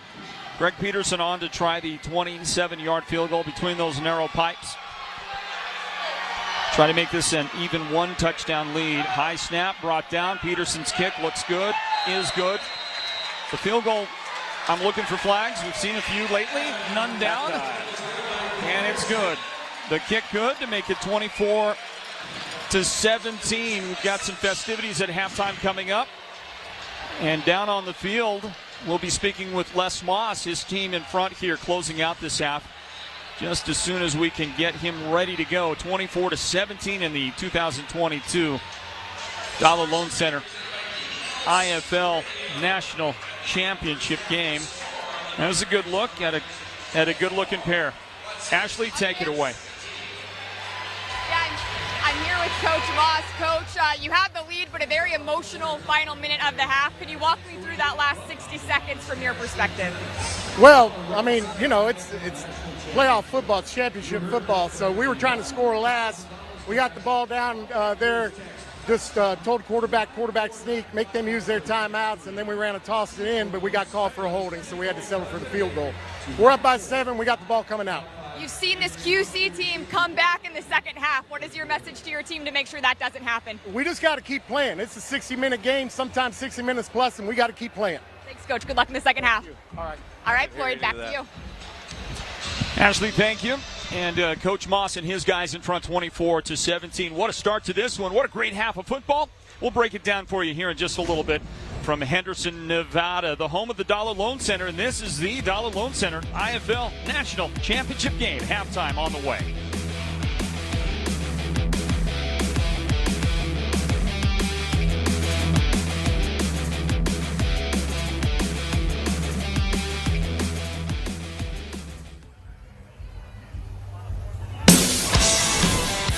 Most people think all short-term lenders are the same, and for the most part, they're right. But those people have not discovered how quick, easy, safe, and inexpensive it is to get an e-signature loan at don'tbebroke.com.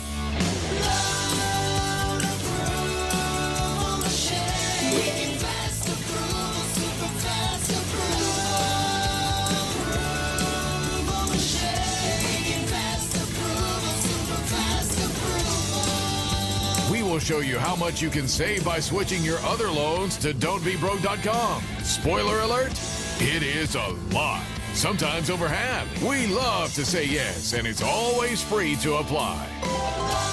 Yeah! All right. That loan approval machine rocks. Don'tBeBroke.com. Instant funding loans from a hockey arena in Henderson, Nevada. Thinking about selling your car but not sure where to start? Get top value for your vehicle in 3 simple steps with the Germain Buying Center. Visit us online to fill out our quick and easy digital appraisal. Next, you'll receive a personalized offer from our dedicated buying specialists. Finally, bring your vehicle in for inspection and payment. It's that easy. Sell your car in 3 simple steps with the Germain Buying Center. At Freedom Dream Team, we believe in safety first.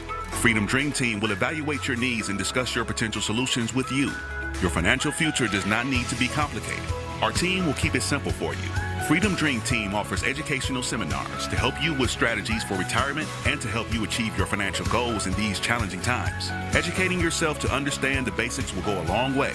Give us a call today at 855-221-6200 or visit us at freedomdreamteam.com.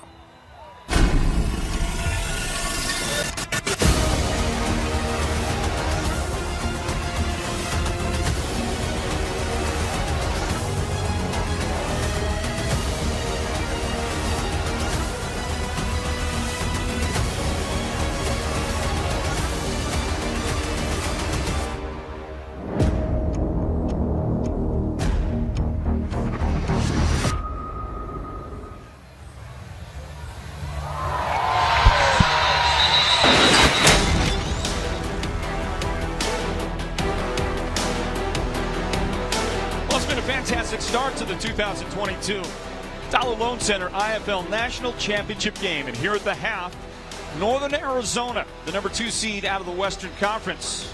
Victors over the Arizona Wranglers, the top seed in the Western Conference Championship game 2 weeks back.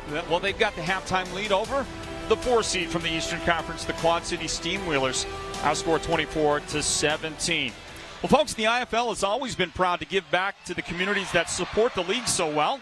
Our main focus is working with the youth within our communities, building friendships, and having fun. Starting in 2023, the IFL will be teaming up with Build Your Base to add nutrition to the agenda. With their help, we will teach the youth in our communities the importance of nutrition and how good health begins with good food.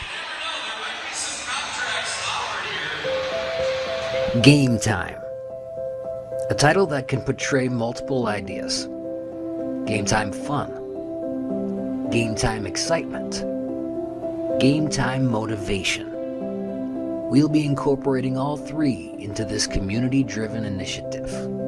We at the IFL and our teams have always been involved in supporting the communities that support us. This has been done in many different ways throughout the years. We have been honored to be able to help raise funds for local charities and schools. We've worked to make the holidays better for those in need. We've had opportunities to rightfully honor the first responders, the military, teachers, and other heroes of our communities. Our league and each one of our teams are truly blessed to be surrounded by amazing people, fans, and supporters. It's only right that we do what we can to give back. Our primary focus has been and will continue to be the youth in our local schools and programs. Our players have worked with them on the field of play, read with them in the classroom, and simply spent time with them as friends, teaching them life lessons such as building a strong work ethic, physical health, anti-bullying, and the importance of education. We will continue these efforts, but feel it's time to bring nutrition into the fold. Build Your Base is the perfect partner for this edition.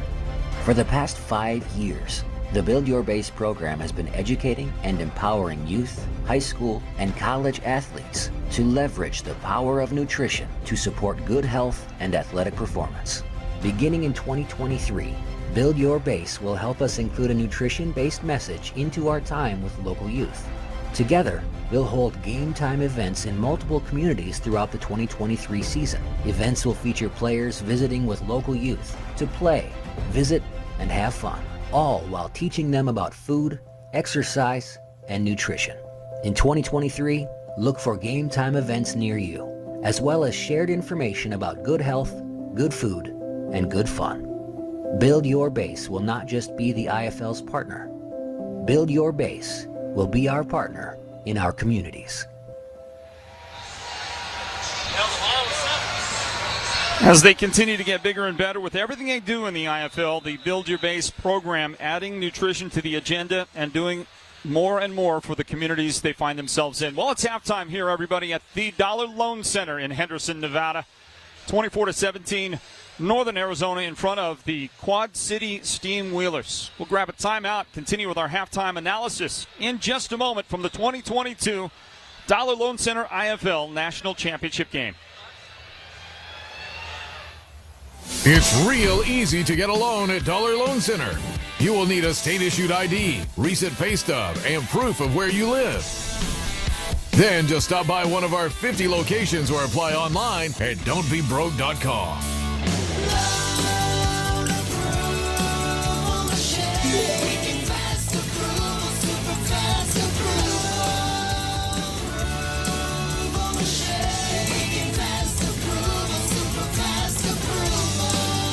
You can get a signature installment loan at Dollar Loan Center up to $5,000 in just minutes. There is no collateral required, and bad credit is not a problem. You don't even need a checking account to apply at the DLC. Yeah! Always advance, never retreat.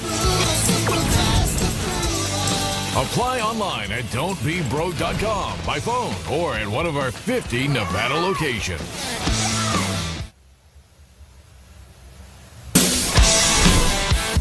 Dollar Loan Center is not a payday loan company. We are a short-term installment lender where you only pay interest for the time you have the loan out. No other fees, no surprises, and crystal clear contracts.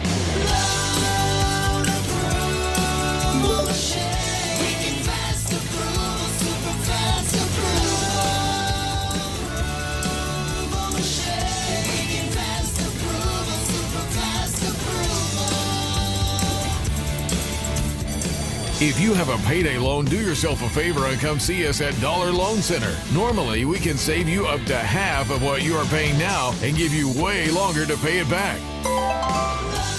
Huzzah!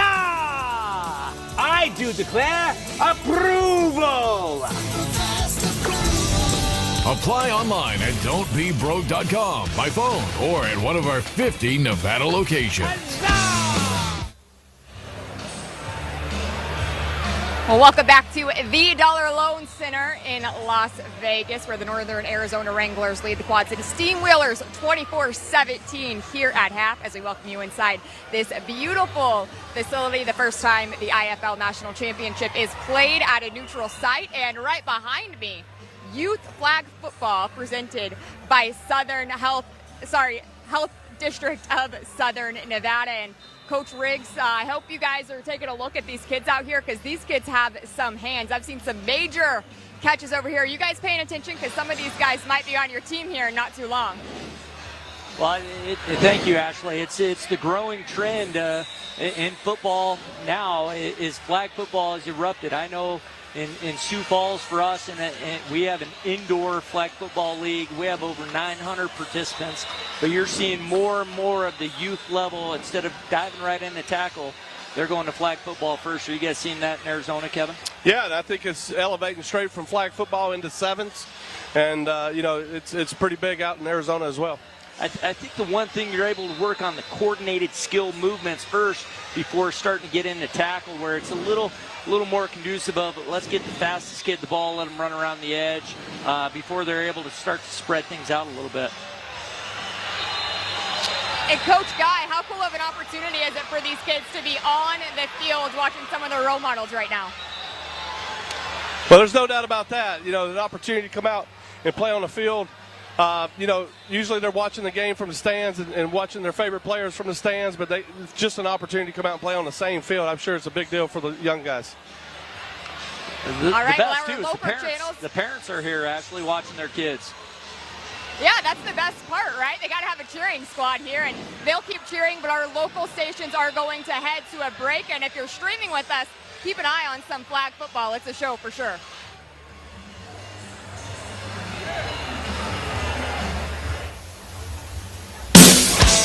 Bad check fees, credit card fees, late rent fees, and those huge payday loan fees. Don'tBeBroke.com can safely lend you up to $5,000 in minutes to avoid those fees. No.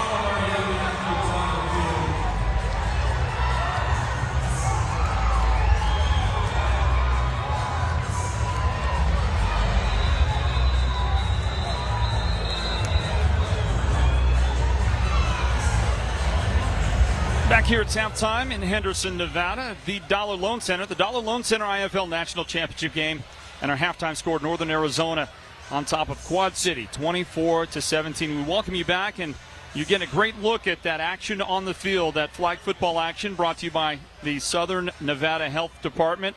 Those young folks having a wonderful time while the experienced IFL professionals out there on the field are tangling in what has been a spectacular first half. I bring on the commissioner of the IFL, Todd Tryon. And Mr. Commissioner, as a guy who is integrally involved with coordinating this, putting it together in the first place, and getting the week and the game together, you've got to be pretty happy about how things are going. This has been a spectacular event. You know it is. For a first-year event and only having 10 weeks to do it, it's going to be exciting to see what we build on here in the future. You give us 12 months to put on a show, and, the goal is this is an end-of-the-year celebration, and we're celebrating an outstanding 2022 season, and, we got a great game here to cap it off, and we start building for 23. It's been a great season, and I know that one of the missions that the league has is to make everybody as competitive as possible. Parity, we call it, right, in the sports, in this sport, and that's been achieved. You got two teams out there that weren't the top seeds in their league, had to do a lot of heavy lifting, hard work to get here, and they did it. It shows our model works, is what it shows, and it's competitive balance is the words I like to use, and you saw it all year long. We had 120 games, and 53 of them came down to one score or less. And, it's a compliment to the owners, which recruit the coaches, which recruit the players, and, we're seeing the byproduct on the field. Could you have thought of a better place than the greater Las Vegas area to hold the championship game? You know, there's a lot of great places that we could have chose, but when it comes down to Vegas, it's a destination city. It's easy to get in and out of. You know, we have the partnership of Chuck Brennan, who you're going to hear in a little bit, a brand new venue. We have a team here. You know, we can help build our brand for that market. But no, it's you know, we always like to say we're throwing a big party, and at some point a football game's going to break out, and you know, this is a great picture of that. Well, Commissioner Tryon, great game, great culmination to another fine season with the IFL. How does the future look to you? Bright, looks great. It you know, it looks competitive, and you know, I know these owners are out there continue to recruit the best coaches, and to say they go out and recruit the best players. And you know, as you see on our broadcast, and our presentation's getting better, and the goal is keep getting better, keep raising the bar, keep raising the standard, and you know, we're going to be here for a while. Well, thanks for carving some time out of a very busy schedule today. You're all over the place, and this is a tremendous event. Keep it up. Keep up the great work. We're having a great time. Floyd, you guys do a great job. Appreciate you coming up here. You bet. Todd Tryon, the commissioner of the IFL. Folks, we're going to be back to continue with our halftime analysis. 24-17, Northern Arizona in front of Quad City in this big one, the 2022 Dollar Loan Center IFL National Championship game.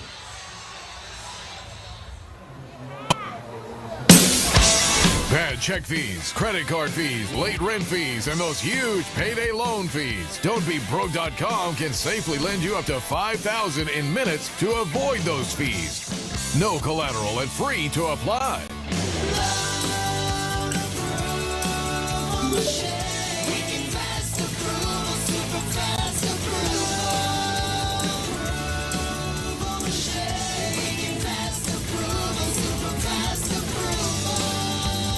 If you need the loan for 1 day, 1 week, or 1 year, it doesn't matter at Don'tBeBroke.com. You only pay interest for the time you have the loan out. No application fees, no prepayment penalties, and small weekly payments. Yeah! Yeah, G! Don'tBeBroke.com. Instant funding loans from a hockey arena in Henderson, Nevada.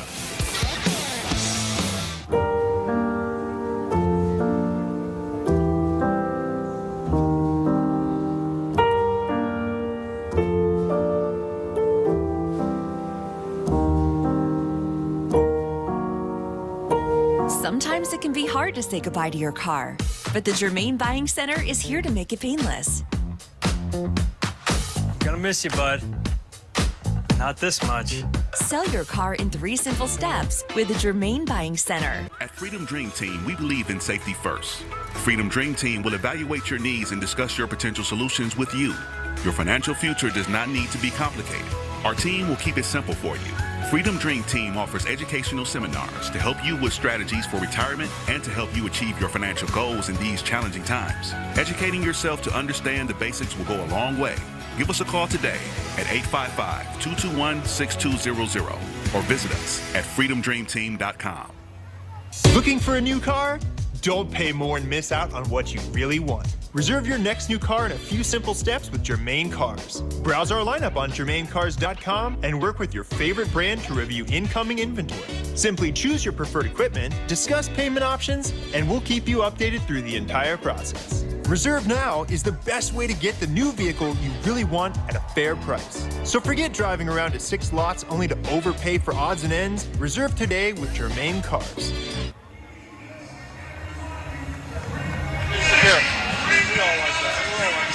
24-17 halftime score, Northern Arizona in front of Quad City as we take a look at some key stats from that first half here. And what jumps off the page for me is that Northern Arizona has the yardage advantage by quite a measure. They have doubled up Northern Arizona, both throwing the football and running the football. Northern Arizona's offense has been able to get something done. The other thing, though, both defenses have presented themselves a strong case in the game. Let's do this before I bring back my coach partners in the booth. Let's throw it to Ashley down on the field. Coach, I heard you and your staff during that first half telling your defensive players to be more physical. What do you want to see from that group from that perspective? Yeah, we've been playing physical all year long, and we just didn't show who we are as a defense. We did start doing some good things over there later on in that second, right before halftime, but yeah, we definitely have to pick up our physicality.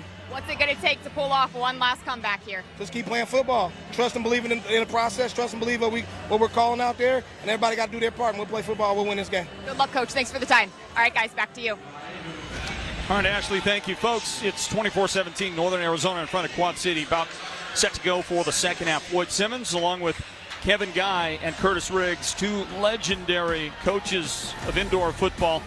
More championships than I can count. Guys, I don't have that number of fingers. But you guys know what it takes to get here. If I were to ask you one word, what is that word that it takes over the grind of a long season to get to the championship game, Coach Riggs? Well, consistency. I mean, you got to have some consistent, stable play that you can build off of as you go through a grueling season.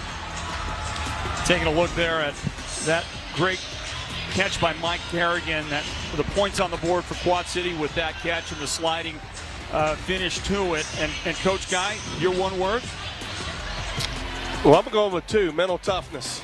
Okay. That's a hyphenated word. To get through it. Well, the education in Arizona is better than Alabama. We'll take it.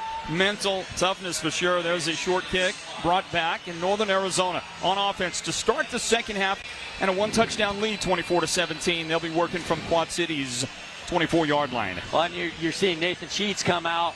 He missed the entire first half. He's got a shoulder harness on, but that's a big part of their defense. He was a that defensive rookie team this year, had a good season, really improved from game one to the end of the season. You know, I think Naz's offense is too good to give them midfield to start a drive. We got to start kicking it deep and backing them up a little bit. Pass completed. To make your point, Coach Guy, there's a catch made at about the 12-yard line for Northern Arizona. They'll move the chains. Glenn Gibbons Jr. on the receiving end. Coming up here in this third period, we're going to bring on Chuck Brennan, the key guy here at the Dollar Loan Center. Talk about bringing this game in, the championship, into this neutral site, and just how special this place is. That's on the way here in the third period. So the second half gets underway. Northern Arizona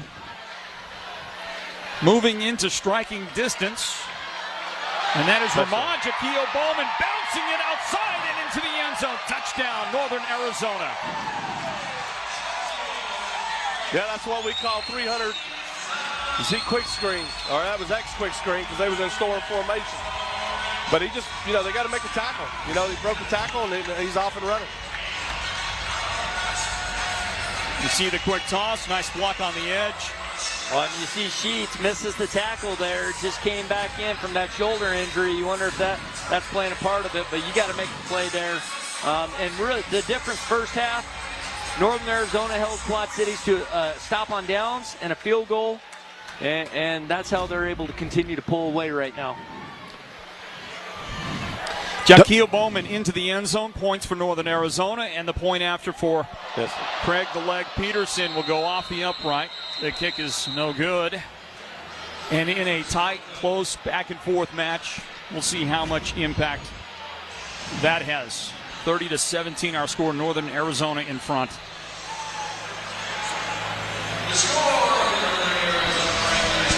Take a look at it again as Jaquio Bowman shows why he was such a valuable midseason acquisition. Yeah, it was a great pickup for Naz. He came in, I ran into Coach Windsor, and, he told me, he said, this kid's going to be a beast. And, every game I've seen him play in on film, watching him tonight and playing against us, he's had a big night. He made a lot of people out there forget just how dangerous Quentin Randolph was. And Quentin been playing this season, missed a lot of the season, injury when he's played. He's been hampered. But we saw Quentin earlier on in the season. It seems like he was a one-man wrecking ball against the Tucson Sugar Skulls. He was in the end zone repeatedly all night long in a big win for Northern Arizona on the road at Tucson that night. But unfortunately for him, we don't get to see him. We do instead get to see number 12 do what he's doing. And watch this formation here by Quad Cities. There's nobody on the second row here, so they are vulnerable to the pop-up. Let's see what Naz does. Peterson, liner. The high hop, and that is Here's going to Rouge. go around the deep man. Rouge opportunity averted. Man, and got out of there escape twice tonight. Escapability out across the 5 to the 8-yard line, but that was as close as it gets. Well, the reason he keeps getting out is because Naz keeps breaking down. If they just run through the end zone, they're going to get that play, and they would get this point back that they just missed on the extra point. Asward Smith picking his way out. I mean, with desperation, able to take it out of the end zone. Well, he's got to do a better job playing the ball, too. He's letting the ball play him and coming up, attacking on it. And you just get those on that squib kick. You get the different bounces. You got to keep that ball in front of you. You see the different ways that you can score in this game, including a variation on drop kicking the football. The Rouge, if you're tackled on that last play in the end zone. Big play, As we watch a touchdown. connection down the left sideline in the end zone. Touchdown, Quad City. Well, they haven't thrown the run all night long, and that's the same play that they got Frisco on there at the end of the game to seal the win. People forget, Hilliard can throw. I mean, he can spread that ball around the field. Kevin Rudd dropped it right in the basket, or rather, Hilliard drops it right in the basket for Kevin Rudd. You know, one thing I noticed about Naz is, you know, Rob Creef likes to press those corners. And if you put them in formations where those corners have to fall off and cover, you can get some plays on them. Yeah, and Kevin Rudd's an extremely athletic young man that's played quite a bit in the indoor game for Mankato State. I was telling you before the game, he was a 7-foot high jumper. He used to be known for just going up and getting it, but he's really developed his skills as a receiver. Well, that's a great look on the replay from the production team. Here's the point after try. That will sneak its way into the right side, that right upright. Now our score here then. Quad City closes in a bit. Northern Arizona 30, Quad City 24. This is the 2022 Dollar Loan Center IFL National Championship.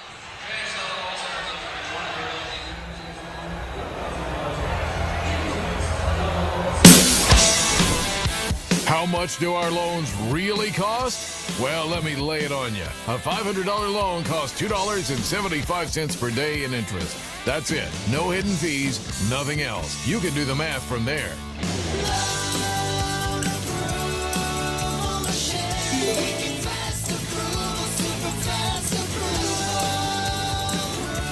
There is no foul on the play. It is a media timeout. Again, a $500 loan costs $2.75 per day in interest. If you need it a week, $19.25. That's it. No fee to apply. No penalty to pay early. Nothing else. Yahoo!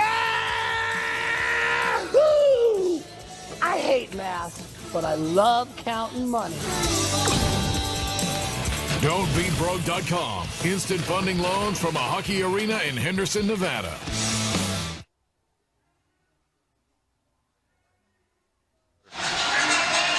Hey, we're back in, everybody. Back into the Dollar Loan Center host site for the Dollar Loan Center IFL National Championship game. Our score here in the third period, Northern Arizona 30, Quad City 20. We're back in. I'm Floyd Simmons, along with the legendary coaches Curtis Riggs and Kevin Guy. And we also are joined for a moment here in this third quarter by the key guy integral to making this happen at the Dollar Loan Center. Chuck Brennan joins us now from the Dollar Loan Center. Chuck, good to meet you, and great to be here. 18 months from turning dirt here to put this together, and then just 12 weeks since we announced this. This is absolutely incredible to see this game happening, and I'm glad it's tight, you know. A great game for the fans, a great game for everybody assembled, the home fans, the visitors, and all the locals that just looking for a great sports event. Well, this is the sports arena. You know, Vegas has become the capital of sports and entertainment, and to add this arena in Henderson and bring all this incredible sporting, you know, entertainment to this region is a dream come true for not only Henderson and the Foley Group, but definitely for us at Dollar Loan Center, and that's why we put our name on the building. Israel Tucker, you see there, bringing it out, and the big hits just before midfield ball at the 24-yard line. Floyd Simmons and Coach Curtis Riggs are joined by, a guy that's a visionary, Chuck Brennan, and I would say that's the term I would apply to you, visionary, and all that I've heard about what's going on. talk to you about that after this play. Caleb Barker will take the snap for Northern Arizona. And a quick toss to Tucker on the right side. He drops that ball incomplete. But I think certainly visionary is a word that I think would fit you well, Chuck. I believe that everything we're seeing today encapsulates that. Well, we built this for hockey, and once you have a hockey rink down, this is the perfect arena for the IFL. And to bring not only the Nighthawks here as an expansion team with our first year in business, but to secure this national championship game, it was my goal from the get-go, and I was so thrilled that the Todd and the owners jumped on board with this, because I want people saying we got to go to Vegas. Third quarter action here in this championship game, and Caleb Barker from the gun will take that snap.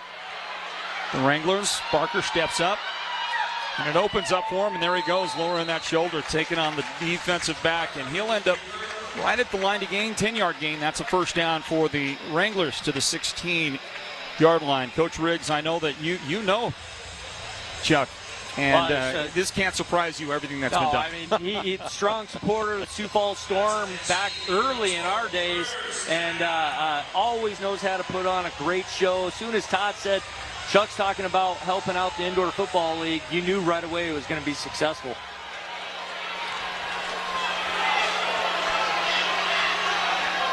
Barker takes the snap. That's a high snap. And immediately flags come out. That'll be illegal procedure on the offense. And I appreciate that coming from my hometown. I grew up and lived in Sioux Falls for 28 years and cut my chops on the IFL with the Sioux Falls Storm. And as we started putting this project together and not having an arena football league franchise in Vegas, this was just such a great fit. And this is the nicest hockey arena in the AHL, bar none. So let's make it the home for the IFL2 Nighthawks, this championship games. We want it all here. We want to be part of the IFL and be intertwined with it. We'll watch Barker take another snap. After that 5-yard mark off, Barker on the quarterback draw. The stiff arm, not going to help him that time. He gets knocked down, maybe a yard gain back to the 21-yard line. That'll bring up second down and about 15 right at that spot where they mark him. So this facility, this building, 6,000-seat arena, purpose-built, Chuck, right? I mean, you had very specific goals in mind. Very specific sports in mind first, with hockey, basketball, and indoor football. We just did a big deal with the NBA, with the G League Ignite, and concerts, everything. It was all about the sound, the excitement, the arena, the look, and yeah, absolutely. The Wranglers dump it out of the backfield. Tucker with a block downfield, and he is into the end zone. A Wrangler touchdown.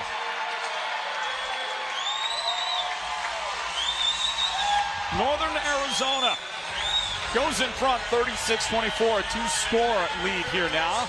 And I'm looking at the body language, Coach Riggs, of this Quad City defense, and they're starting to drag just a little bit out one there. Of the problems is they had Northern Arizona on their heels a little bit on second and third and long, and Northern Arizona just runs a little slip screen. They just get them out. No one's covering, and they're frustrated because they're wondering whose fault was that right there.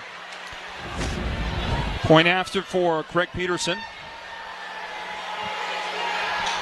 And the Wranglers look to make it a 13-point lead. They do with the successful kick. So now 37-24. Chuck, before I let you go, Chuck Brennan here with the Dollar Loan Center. Well, give me a grade or give me a rating. How do you like this first year of an IFL championship game here? Well, I'm very nervous because this is our big event so far. I couldn't be happier. It's nice to see some of the fans travel in. Obviously, I don't think anybody expected these two teams to be in, including myself. So to see their fans jump on late, come in, to see the viewers at home on this and the numbers that are out there watching this, I really think this is going to build into something big. And everybody, again, talking about going to Vegas. When you're on American Idol, you're talking about, we can't wait to get to Hollywood.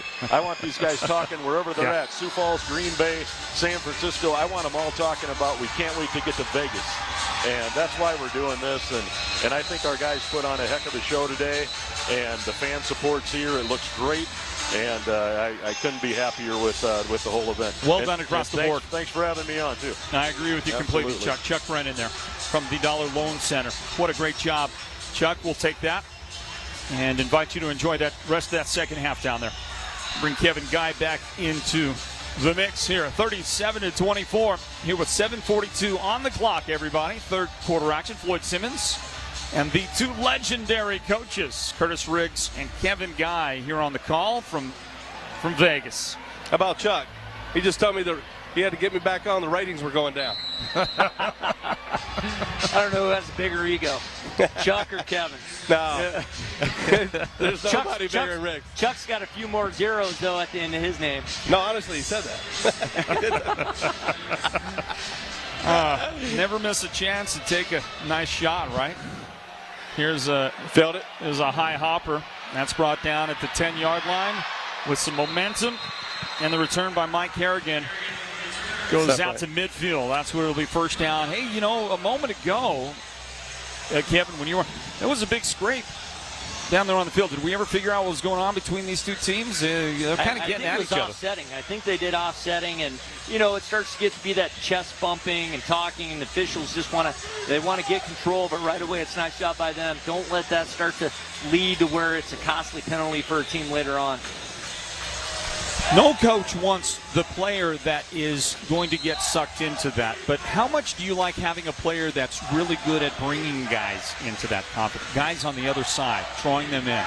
Well, we've got rules put in place now that, you know, you flop or you do anything that you're where you're an instigator, you know, they're going to call you for it now. So one thing we always talk to our players about is controlling their emotion. You know, that's the big in these big games. That's one thing that we always worry about is riding that emotional roller coaster and you know, taking yourself out of the game.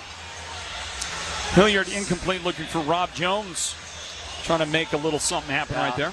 Hilliard's just got to run there, but back to your point, neither one, you don't want to take away from the product of the game, too. You don't want it to be some circus act or, you know, the fans start to draw in the one guy that's the center of attention. You want the game and the teams to be the product.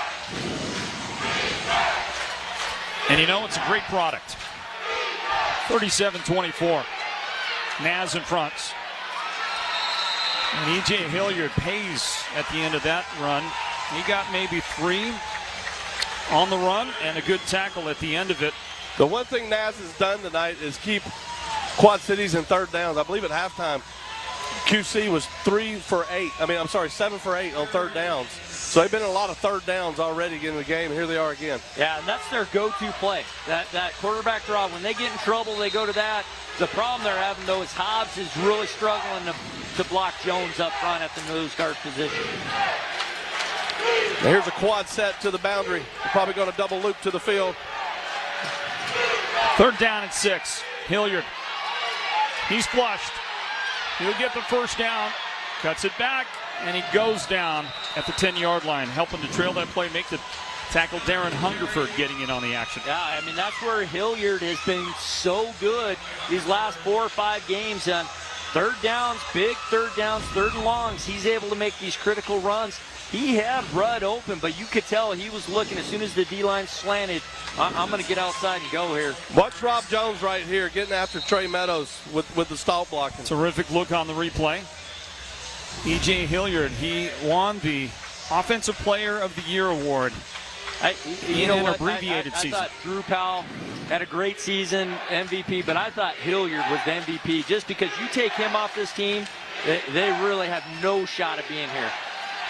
Hilliard bounces, Artis wraps him up, takes him down. And there he is. It took a while to get Jaquan Artis called out, the guy that led the league in sacks, but he finally gets to the quarterback. Yeah, it's the first time we really noticed him tonight. And he comes inside. Hilliard's just not able to bounce out around him because his athleticism. Well, Naz likes to play a lot of slant game up front, and they kind of tip it off with their linebacker. He'll move all the way to one side of the box, but regardless, they're trying to make that quarterback move off his spot and get him moving around and trying to confuse him with the coverages in the back. If you watch Coach Keefe, he calls his defenses as they come out and show the formation, but he also makes a lot of calls based on, you know, what hash you're on and what number, where the numbers are. 4 minutes remaining, third quarter. Hilliard on the crossing route and through the hands of his receiver. We've seen it a couple of times today, and that one is just right off the fingertips. Isaiah Grice unable to bring it in. Yeah, he just put his head down, started running before he caught it. He's just got to get it and go here. Get the yards. Don't feel like you got to score a touchdown. Well, one thing I noticed, there's a lot of receivers in this league that drop balls, and I always look, and it's always the ones that's wearing these dark visors. I mean, the lights are just blinding in this building. Yeah. You know, it's not like we're playing out in the sun. We always had a rule they couldn't have one that was tinted for our organization. And that was more of a medical reason why, but I always thought it was just better that there was no distractions. Well, it's either the visor or the eye black with no sun. Hilliard. Got him. Takes it. Takes off. And Artis is there. He had a guy wide open down at the 2-yard line. He just didn't see him because of the confusion up front. Not sure that qualifies him for a quarterback sack. I think it might have been a small gain, and it brings up 4th down. But Artis there to shut it down. Well, and they dropped both defensive ends there, but once Hilliard started to run, then they came forward and sacked. Really a tough call. Do you go for the field goal here, or do you try to go for this and they opt for the field goal? You got to have success on first downs against Naz. If you don't, then it's going to be a long night. Kimo Nehu is on. 33-yard field goal try. A lot of noise from that Northern Arizona contingency in the crowd, but this one is dead center. No good. No good. Oh, you know what? I saw it hit the net. I'm used to a little more narrower net. This one covers the entire back. It curls around the entire back of the end zone, and that kick no good. We'll grab a timeout, everybody. 37-24, Northern Arizona in front of Quad Cities in the Dollar Loan Center IFL National Championship game. What's that? Oh, okay. All right.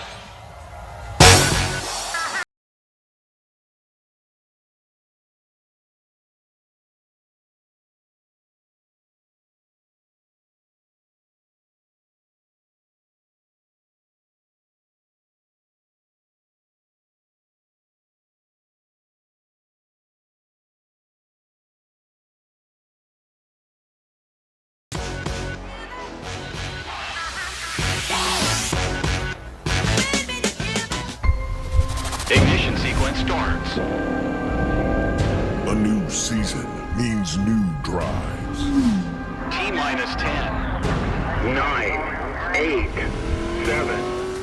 New roads and new rides.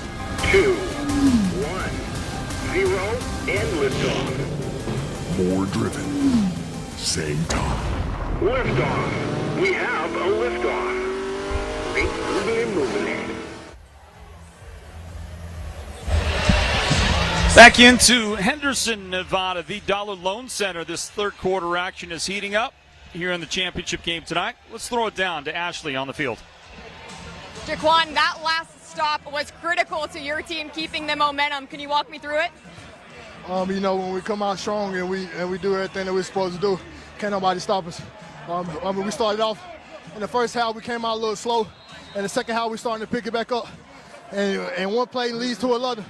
And it's just our team, and so we just got to keep doing what we're doing, and we do what we do. Can't nobody mess with us. Thanks for the time. Yes, sir. Yes, ma'am. Thank you.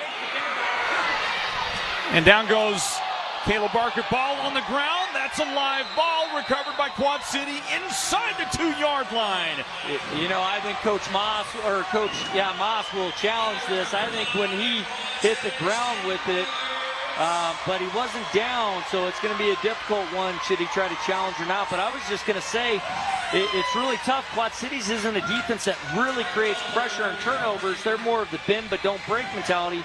But you saw right there Barker trying to do just a little too much. Taking another look at it on the replay. Caleb Barker decides to step up. Yeah, they go for the home run coming out of the end zone. Yeah, that ball's live. Yep, and these are the breaks Quad City's gotten during this run, though. Great look, guys. No challenge. Quad City with a chance, big chance. Make this a one-score game again. E.J. Hilliard on the center. And he goes down. Fumbled. Yeah. Ball loose again. Hungerford got to him. I think the ball came out as he was going down. He's calling second down. Well, Hilliard able to hang on to it. The ruling on the field. And this one's coming all the way back to the 12. Recovered by the offense. I'd like second down. See that again. So quarterback's under center. They're trying to run misdirection with the fly motion.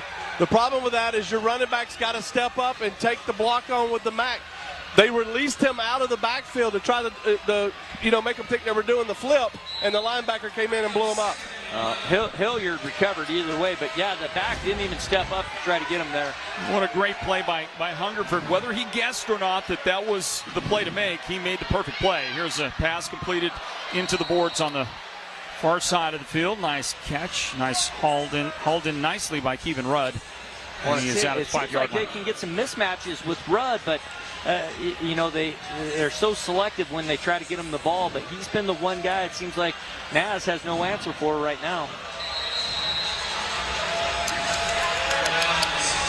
Things are heating up in the desert, everybody. 37-24, Northern Arizona with the lead over Quad City. But that big turnover, can the Steamwheelers catch that into points? Let's see if Naz tries to play 4-on-3 here. Making defensive changes up to the snap. Here comes Hilliard, and look at him lower the shoulder. Power his way to about the 1.5-yard line. Well, if you're calling that, then you're expecting you're going for it on 4th down. You're saying we got 2 downs to get in. Our best play is quarterback draw. He got rocked there. The one thing about running your quarterback now, when he leads with his throwing arm, okay, you're going to eventually take a shot on that shoulder. Boy, and he went head first into that. That is the end of the 3rd quarter. Boy, he and Bill Atkins, like 2 mountain goats with that big collision. We'll grab a timeout. 3rd quarter comes to an end. 37-24, Northern Arizona in front of Quad City. And it's heating up on the field, everybody. This is the Quad Cities, or rather this is the Dollar Loan Center IFL National Championship game.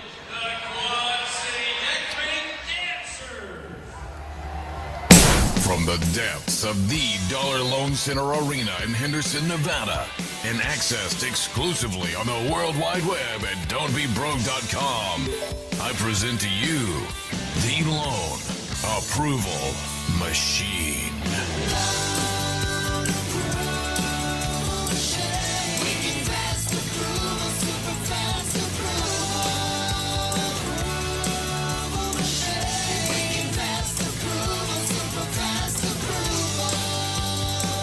Wicked fast approval, super fast approval. The Loan Approval Machine will process your entire loan in minutes, then instantly fund your account. Experience the future of short-term lending at don'tbebroke.com.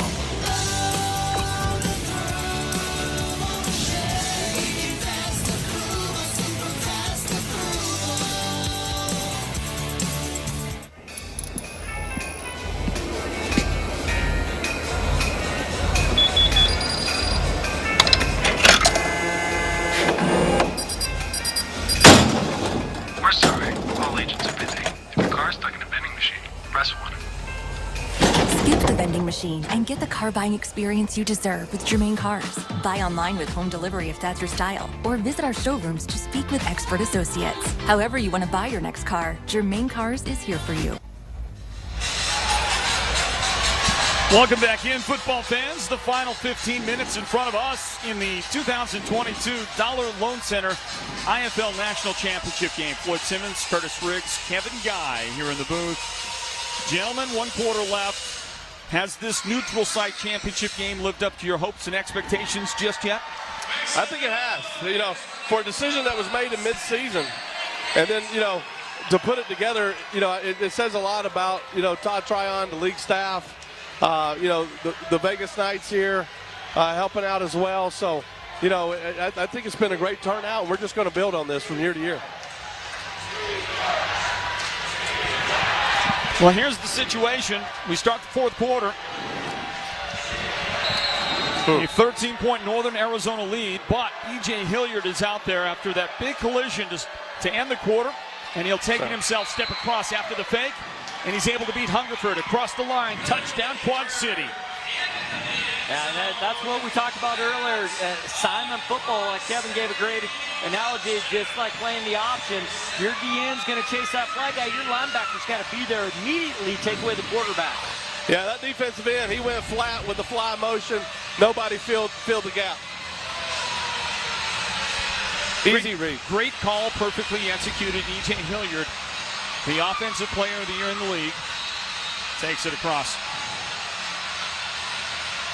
Well, were you a little concerned about that hit that Hilliard took? Bill Atkins stepped up, and those two guys colliding inside the 2-yard line a moment ago, but maybe that little break helped him shape the cobwebs. Into the quarter came at the perfect time for Quad Cities there. And it's the championship game, man. You'd have to drag me out of this building on the championship game. Ain't no doubt about that. 37 now to 31. A 6-point Northern Arizona lead. Quad Cities hanging around, and it's, protect the football. I know, coaches, that's probably something that you preach every day and every, pregame locker room speech, every time at halftime. And, of course, today in this short field, the turnovers have played they've been a factor. Well, I'm surprised that Northern Arizona, out of their own end zone, up 2 scores, they tried to go for the home run right there and really bring Quad Cities back into the game. If they have a controlled, sustained drive, pick your chance when you maybe get out a little bit, you could put this game away. But they now have given Quad Cities hope and feel like they're right back in this. Especially going into the game. Quad Cities from the goal line to the 15, they're 75% zone, okay, and about 25% man. So like Coach Riggs is saying, hey, you just want to take it in chunks, control the clock, keep the clock running. The clock's going to run anyway, but whether you're running the ball or throwing the ball. But you're trying to get chunk plays and just kind of ease it down and keep the ball out of their hands. Sometimes coaches, they can't help themselves. They feel like now's that moment. If I strike big, if I, come with the dagger at just this moment, I can break the spirit out of their team. It just didn't work out that time. Well, Quad City's has been traditionally a cover 3 team, though, okay? So it's going to be hard to get that deep ball, get that big play when you're at that end of the field. So it works out for the Steamwheelers. And their fans, they got to be a little excited to get their team within 6.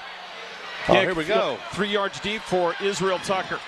And there we go. Look at the difference. They kicked away this time instead of that squib, okay?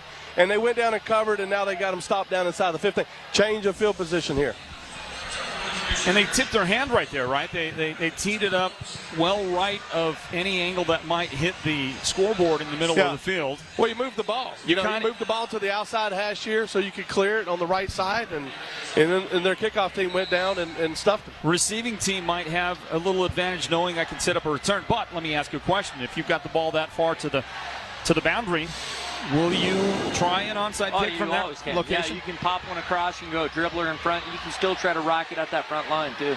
Snap it, Barker. Pocket collapsing around him, and he's able to get out of there. Takes off, and he is, I believe, going to have that first down. 11-yard gain on the play for Caleb Barker out to the 24-yard line. Yeah, that's one really good example. One of the things that's happened this year is so many teams have such athletic quarterbacks that take off and run. And if defensive line is going to create big, massive holes like that, the quarterbacks are all going to take off and go and get positive yards. Great vision by Barker. Sensed the rush, but did not take his eyes off the lane that was in front of him. Did a good job. Both teams with their 3 timeouts here as we go into 13 minutes remaining in regulation. Handoff left side, Israel Tucker across midfield, and he is knocked down at the 22-yard line of Northern Arizona. Yeah, with number 7 Duncan out there, I mean, he's a pretty big cat, and they're trying to come up and hang the motion. You know you're going to see some zone behind that. And he's all or none, too. He goes in trying to disrupt and really gets himself out of position, but they covered up with some zone coverage behind it. Yeah. Coach Windsor must have saw something on film. He's been running this flex formation all night. Barker, he's got those 2 twin receivers to the boundary on the right side. Throw over the middle, and that pass is caught on the comeback. Nice catch made by Glenn Gibbons Jr., and I'll throw it down to Ashley down on the field.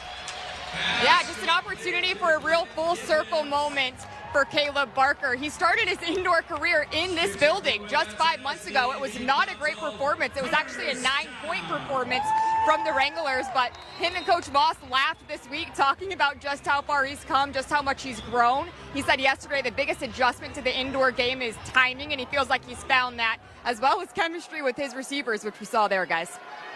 You saw the timing on that pass completion to Gibbons Jr. Handoff Tucker. Nope, fake it. Barker. And Barker gets stood up momentarily. Boy, that was a scramble for the football. Nate Cheats stepped up, almost took it away. Yeah, Nate Cheats, a really intelligent football player. That last play, though, it was really a good throw by Barker, a good route, good timing.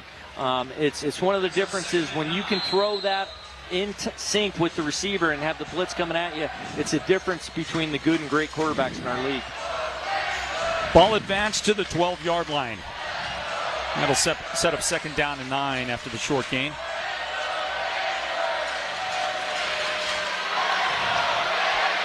Barker with Tucker flanking him to the right. They'll run the option, give it, and Tucker gets driven into that wall. That's about a 4-yard gain. Thunderous hit at the end of it, like you might expect. Kendall Jefferson stepping up, and when the wall presents itself, that extra defender nowhere to go, you get those classic collisions right there. Yeah, he's testing him on the backside. They ran 2-12 there where the line's blocking for the quarterback, and they're reading the backside in now. Now the quarterback can keep it or give it to the running back on that backside, but he's just making sure that they stay, keeping them honest on the backside with the defender. 5 yards to gain. Look for 12. Well, he's going to split out to the right. Ramad Jaquil Bowman tries to cut to the inside. A second cut, diving catch off the turf. He ran the smash takeoff. We double moved him. Yep. Incomplete. It was well set up, too. They really cleared out a lot of space for him. You just got to finish that. That's really big now, especially as you start to think about fourth quarter and the deuce and other ways to score. You start to give Quad Cities even more hope, even if they make this field goal. Well, they made a great effort at it. Could not haul it in. You see a good look on the replay as the ball definitely came out on Jaquil Bowman. And on comes Craig Peterson. He'll try to make it a 9-point game. 24.5-yard attempt. And he's able to split them. Kick is good. Northern Arizona 40. And Quad City 31. Let's grab a timeout, everybody, this fourth quarter.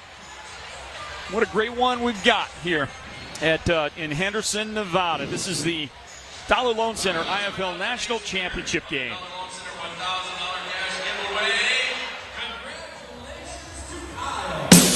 Get up to $5,000 in minutes. We charge half of most lenders with more time to pay back. If you need a loan for 1 day or 1 year, it doesn't matter at don'tbebroke.com. You only pay interest for the time you have the loan out.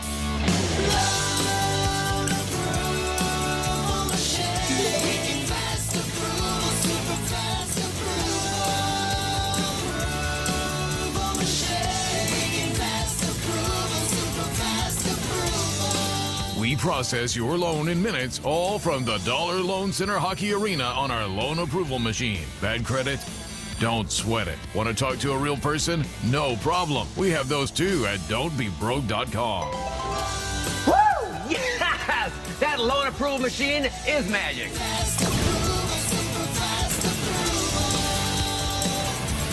Apply online at don'tbebroke.com by phone or at one of our 60 locations.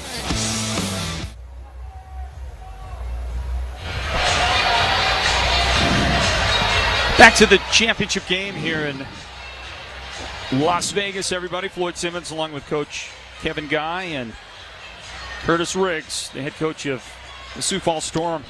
One of those teams that's been a champion in the last 4 seasons here in the IFL, but a different champion every year. The last 4 years, you get parity, you get a lot of great competition. Everybody at the top can knock everybody else off, and you've got to love that about this league. Well, some of it's the rules of the game. Some of it was the rules that we put in. With the vet rule, you have to manage this thing like a salary cap, okay? And you know, everybody's been trying to figure it out. I feel like at the Arizona Wranglers, you know, we haven't won a championship every year, but we've been there. We've had a shot at it. You know, Coach Riggs may feel the same way about his team, you know, but at the end of the day, you know, it's when you look at that roster at the end of the season, a couple of injuries here, a couple can affect your roster on a 25-man. You just don't know, and then everything gets to the level playing field. There's a little pop kick that you talked about, Coach Guy. That's fielded by Quad Cities, and they were trying to catch him unawares, pop it over the front line, but they kicked it right into the hands of Tajik Bagley. He was there, and good field position for Quad City to begin this possession. You know, I think up 9, okay? I'm kicking away here. The way my defense has been playing on NAS, you know, if I'm coaching this team, I'm sitting here thinking to myself, if I'm Coach Les Moss or Coach Steve, I'm thinking, let's kick away and make them work all the way down the field and try to earn it, because their D-line has been getting some pressure. You know, they've been getting them in a lot of third downs tonight. So this is interesting to give them the ball with just half the field down 9. The clock will eventually become the enemy. Well, that looked like Coach Riggs' sandwich right there, and that was hauled in nicely by Quad City. And there is Jaquan Artis. Jaquan Artis, the Defensive Player of the Year, the Defensive Rookie of the Year, and he comes up with his second quarterback sack of the day. Well, and he's going against, you know, an offensive lineman that was on the all-rookie offensive team, but really, when you match the two up, it's a big mismatch, and Quad Cities needs to know that. They can't think, well, game now, hey, let's just try to go for points. Let's continue to try to keep him off balance. The other thing is, a lot of times in this game, when you get a sack, it's about timing. You can overcome a first down sack, but when those sacks start happening on 3rd and 4th down, that could be detrimental to your drive. Second down now, the situation. 2nd and 21. Hilliard from the gun.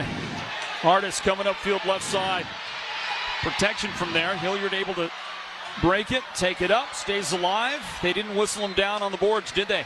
That's a nice gain. He fights back for something in the neighborhood of 15 yards. Well, and that's the one downfall. Artis, you know, they're almost better letting the nose go the same way as Artis, because Artis is trying to go wide around with his speed, and he creates a big gap. You see right there that Hilliard's just able to take off. Jaquan Artis, he's got a motor. You know, Coach Moss saw him while he was playing against his son in college football, and he just wrote his name down like, hey, this guy stood out to me. Came back and recruited him a year or two later, and now he's part of the Wranglers. E.J. Hilliard takes a big breath in, gets the snap. Artis keeps him in the pocket. There's a block to spring him around the right side, and a gain not enough for the first down, but that's going to be very, very close. It'll be 4th down and short coming up for Quad City. Well, they marked it back a little bit. It's going to be interesting on the spot. Yeah, they backed it up a yard or two. So they felt like he was pushed out right there into the boards. One thing, though, you can see with Hilliard, when his first read's not there, his eyes are going to the defensive line right away. He's starting to look at where's Artis at. I got to see where he is if I got to take off and run, rather than letting his eyes stay downfield for progression. And he had a guy open to his left, but he was looking to his right. If he would have went on time to his left, he would have got the first down. That matchup between quarterback and defensive end starting to come to the forefront. Quick screen. Movement early on the offense. The left guard moved. It looked like the receiver coming around was looking for the ball, like they were going to quick screen it to him. Vernon Sainville moved early.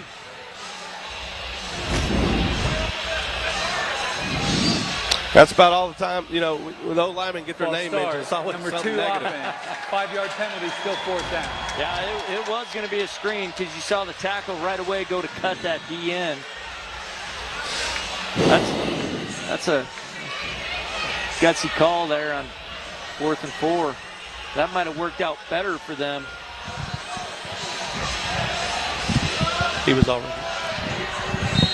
Boy, that feels like a very short mark-off. Oh, guys, it's going to be 4th and... I mean, we showed us 4th and 7 on the graphic. Now, the same situation against Frisco. Quad Cities would go one-on-one with Rudd up top. Here's the snap. Hilliard trying to step up. He's wide open. Throws over the middle. Yeah. Has a guy. Wide open. Touchdown. Quad City. Yeah, the corner sat in a press cover 2 and just let him run right down the wall. Kevin Rudd hauls it in. That's a Steamwheelers touchdown. Quad Cities has shown in both playoff games they already played, and today, they just will not go away. Yeah. They're going to keep fighting. You're going to have to play 60 minutes against these guys, maybe more, depending on what happens between now and the end of the game.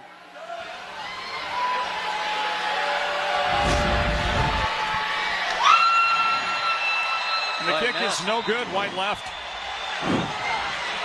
Northern Arizona able to cling to a 3-point lead here now. 4:48 remaining in the fourth quarter. We start to get into that most dramatic point of the game. And both teams have their 3 timeouts. Well, Kevin and I both can attest that in these critical big-time playoff games where the kicking element, people don't really think about it as it's going along first quarter, second quarter, third quarter. Now all of a sudden you get 5 minutes into the game, that kicking, everyone's aware of it, and those kickers start to feel that pressure, and who can handle it? Those are the good ones that can make these kicks, even the extra points. Yeah, from here on out, you got 5 minutes less, 3-point game. It's what I call PUP, performance under pressure, okay? Do you have that mental toughness that we're always talking about to go and finish? And this, right here, your mindset is we got to finish this game one way or another. We got to find a way to get it done. Well, you saw for both these teams how big extra point was against Mass in overtime. Mass misses an extra point. Quad Cities wins. Northern Arizona against Arizona. Arizona's kicker gets hurt. Can't come out and kick now, and they lose that point because of the holding call. That's the difference in the game. Special teams have got to be special. You want to win a championship. 40-37 our score. 4:48 remaining here in the fourth period. The 2022 Dollar Loan Center IFL National Championship game, and a good look there of Israel Tucker. Let's see if they kick away here. Right, a lot of coaches around that 4-minute mark, 4 or 5 minute mark, they like to try an onside kick to speed up the possessions. Chemo at 42 years old, and that's the onside kick attempt, and well covered by Northern Arizona. There's a marker down back there. And here's where they gave it away. They moved the ball to the middle of the field. They just kicked off the one before, way over here on the right, to get around the scoreboard. And these are little things about the house rules that you got to pay attention to. Is attention to detail at this moment in the game. Did not fool Northern Arizona. While they sort things out, the officials do. Let's throw it again to Ashley. Hey, Ashley. Yeah, I'm with Kevin Rudd. Kevin, your team pulls within 3. How? Stops on defense and scores on offense. We definitely came out slow in the first half, but hate to say it, we come alive in the second half sometimes. But right now, we need a finish from both sides. How much confidence do you have on both sides of the ball to get this done here in these last 4 minutes? I have the ultimate confidence. We're not fighting and bickering over here. We're keeping each other up because we know what kind of magic we can create in any midst of adversity. Can you tell us what you have been saying to these guys? One more time. Can you tell me what you have been saying to these guys? Man, lock in. It ain't too much to write. This is for all the marbles. So we just need guys to, stay focused, get those stops, and we're going to go get those scores. Appreciate the time, Kevin. Thanks. Yep, appreciate it. Thanks, Ashley. Well, let's see the penalty marked off. Well, guys, you're going to have to help me understand that here in just a little bit, okay? The ball at the 4-yard line. Northern Arizona, they recover the onside. Barker puts him in motion, gives it to Israel Tucker. And somehow he fights out of the clutches of that defender deep in the backfield. He is able to get it back to the 4-yard line. Looks like a yard loss on the play. Northern Arizona recovered the onside, but they still assessed the offside penalty against. Well, it was marked from where the ball was touched, so it goes down 5 yards from there. So, but I would figure if you anytime on an onside kick attempt, you assess it, add it on. It essentially goes into the bank. That way, in case the team does get it, you don't have to keep kicking it over. They just get the ball right away. I get you now. 3-point lead, Northern Arizona. 3:51 remaining in regulation. Israel Tucker trying to get around that left edge. Good job on the defense to knife him under and hold him to maybe a yard gain on that play. The good thing that does work in Quad City's favor here was if you don't get the onside kick, the ball's inside the 10, so Nass can't get a first down, okay? So the only way they're going to get a first down is if they commit a defensive penalty. So they right here, they're in a situation where they can try to get a stop or hold them to a field goal, and then here comes that pressure Coach Riggs was talking about. Yeah. You know, one thing, they haven't ran a play-action pass all night long based off of that fly sweep shotgun action. You know, and as hard as Quad Cities is attacking, it'd be a prime time for it. Third down, it's time for Mr. Bowman. Under center, Caleb Barker. He's lined up in the middle here. He hasn't been here all night. Let's see what happens. Inside fade. There it is. Yep. And they're looking for him. And that is incomplete. Well, that was pretty tight coverage provided on the play. Back there hanging with him was Darian Jackson. And it goes incomplete. The biggest giveaway was he's under center, and Bowman's at the slot receiver there in motion. Coach Windsor's a matchup guy, okay? He likes to move his receivers around. He'll show you the same formations, but the personnel will be different. And he's trying to get different matchups down here, especially down in the red zone when you know there's a good chance they're going to be playing man. You want to try to put your best guy on a guy that you think that he can make a play on.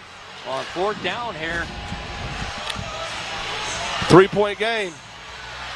Ball at the 2-yard line, 4th and goal. Northern Arizona, can they tack on to a 40-37 lead in the championship game? Twins formation. I'm still looking for Bowman. Bowman split wide right. Barker, the jump throw, modified, catch made. Tucker, touchdown, Northern Arizona. The old Tebow jump pass. Yeah. Boy, they slipped their running back out. Quad Cities doesn't blitz, so Barker has plenty of time to act like he's going to run and then just drop it over. Well, Barker didn't have to get a lot of elevation on the jump throw. And whether he could or not, he found his guy. Israel Tucker brings it in for the touchdown. A little mix it up for you right there. You know, I'm impressed with Coach Ross and his team, though, in this roster. You know, Coach Ross, last year the team goes dormant. He goes over to Bismarck, was offense coordinator, was able to take some kids over there and play. Also bring some back when Quad City started back up. And that's why Quad City's got Franchise of the Year this year.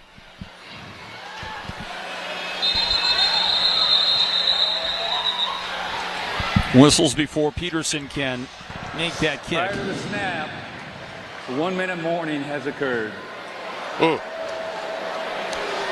Well, I guess we'll see the kick right after the 1-minute warning. So we'll grab us a timeout, everybody. 46-37, Northern Arizona in front.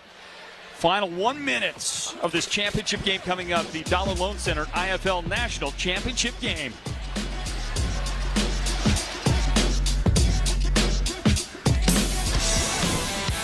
Introducing instant funding up to $5,000. You can now have your loan funds loaded directly to your debit card with no waiting period. Spend your money immediately. Apply and get funded all online at don'tbebroke.com.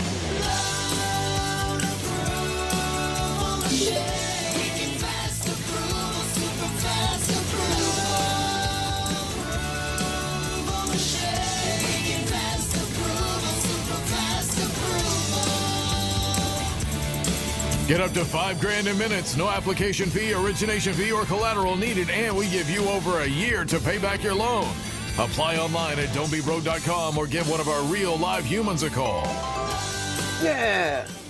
Mr. Pibbles loves a little extra cash.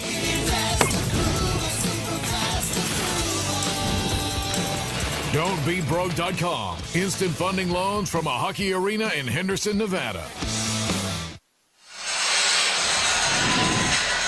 We'll get the point after here underway in just a moment. Final 1 minute of this 2022 Dollar Loan Center IFL National Championship game. And somebody will be crowned for a first time ever at the end of this one. First time ever, the IFL's national champion. A great designation, a turning of the page, a new chapter for the IFL as they continue to grow, continue to improve, and make what was good even better every time I think a move is made. Well, I think today's presentation, having the championship game, I think it was a great move for the league. And I don't want to forget about the Germain family. They've played a huge part in this growth as well, and came in and has helped make this league better. They also own the Frisco Fighters, but Todd Tryon and his staff, and obviously the Nighthawks here. But I think it's a great venue because this is a destination where people want to come hang out and have a lot of fun. Critical point after. Successful for Craig Peterson. That makes it a 10-point game. 47-37. Northern Arizona in front of Quad City. And this final minute, well, gentlemen, okay, each team has 3 timeouts. There's a 10-point difference out there. How you see the final minute playing out? I have seen, in my limited experience, and I've been 2 years in the league covering Coach Guy, Coach Riggs, and I have seen everything in the world happen with 1 minute left in the game. Well, and now with the deuce rule being introduced to our league, I mean, it's still very feasible for them to be able to score, get a 2-point, and then get the deuce and tie this game up. I think the first thing they need to do, though, is we got to get the ball in the end zone. First and foremost, that's got to happen. Yeah, Coach is right. This game could still go to overtime just because of the rules of the game. They go down, score, go for 2, get 8, and then turn around and kick the deuce. We got a tie ball game. So, with 1 minute to go, you might see 2 or 3 possession changes here. So there's a lot of football left because the clock stops. It's a running clock outside of 1 minute. But once it gets inside the minute, the clock stops. So obviously you can get more possessions in when the clock is stopping. Shot there at Coach Corey Ross as his team prepares to take over the football with their offensive player of the year quarterback, E.J. Hilliard. Hilliard took that big shot at the end of the third quarter. He was a little dazed and confused for a moment, but he came on and looked like he was back to himself when the fourth quarter began. And here's a ball that skips over the wall. That's going to give great field position to Quad Cities on offense. No, that's going to where the ball went out of bounds at because it touched the ground. So it did touch. The returner should have attacked the football. He sat back. He's got to attack the football and try to field it. It did touch, no doubt.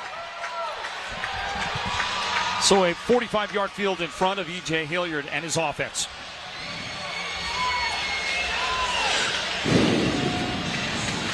Perfectly executed kick by Peterson. He's came in and he's another addition that came in late. The kicker they had earlier in the season was injured. He comes in. He's been money. He's been solid for these guys. And for him, it goes back to experience.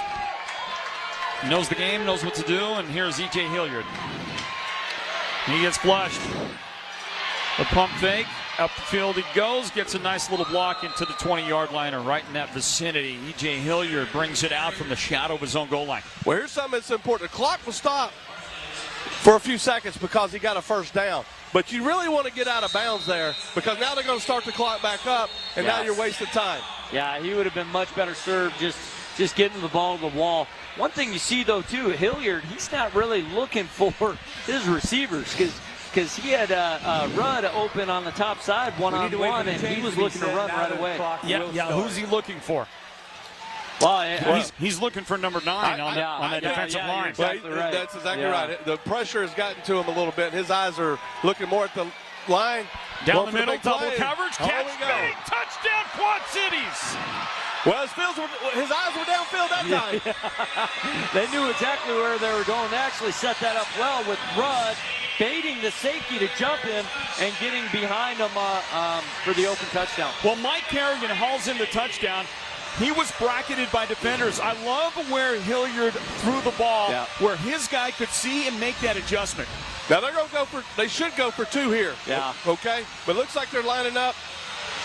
Yeah, they got to go for 2. Now, here's what's interesting. As I talked about earlier in the game tonight about house rules and the scoreboard, it's going to be hard to kick a deuce from one of the 4 hashes to get around that scoreboard to go in the goalpost. And they got 3 timeouts, too. So, I mean, you look at the onside kick and keep them inside that 10-yard line, try to get the ball there. You try the deuce here and think, well, we got our 3 timeouts to get a stop if needed in that situation. I thought earlier in the year when we studied NAS, if you could, first one to 50 could win. That's kind of what we said going into the playoffs. We scored 51. They came back and scored 52. So next year, we're going to move that to 60, okay? We're going to move that to 60 because that didn't work either, all right? But, these guys just keep scrapping, both teams here.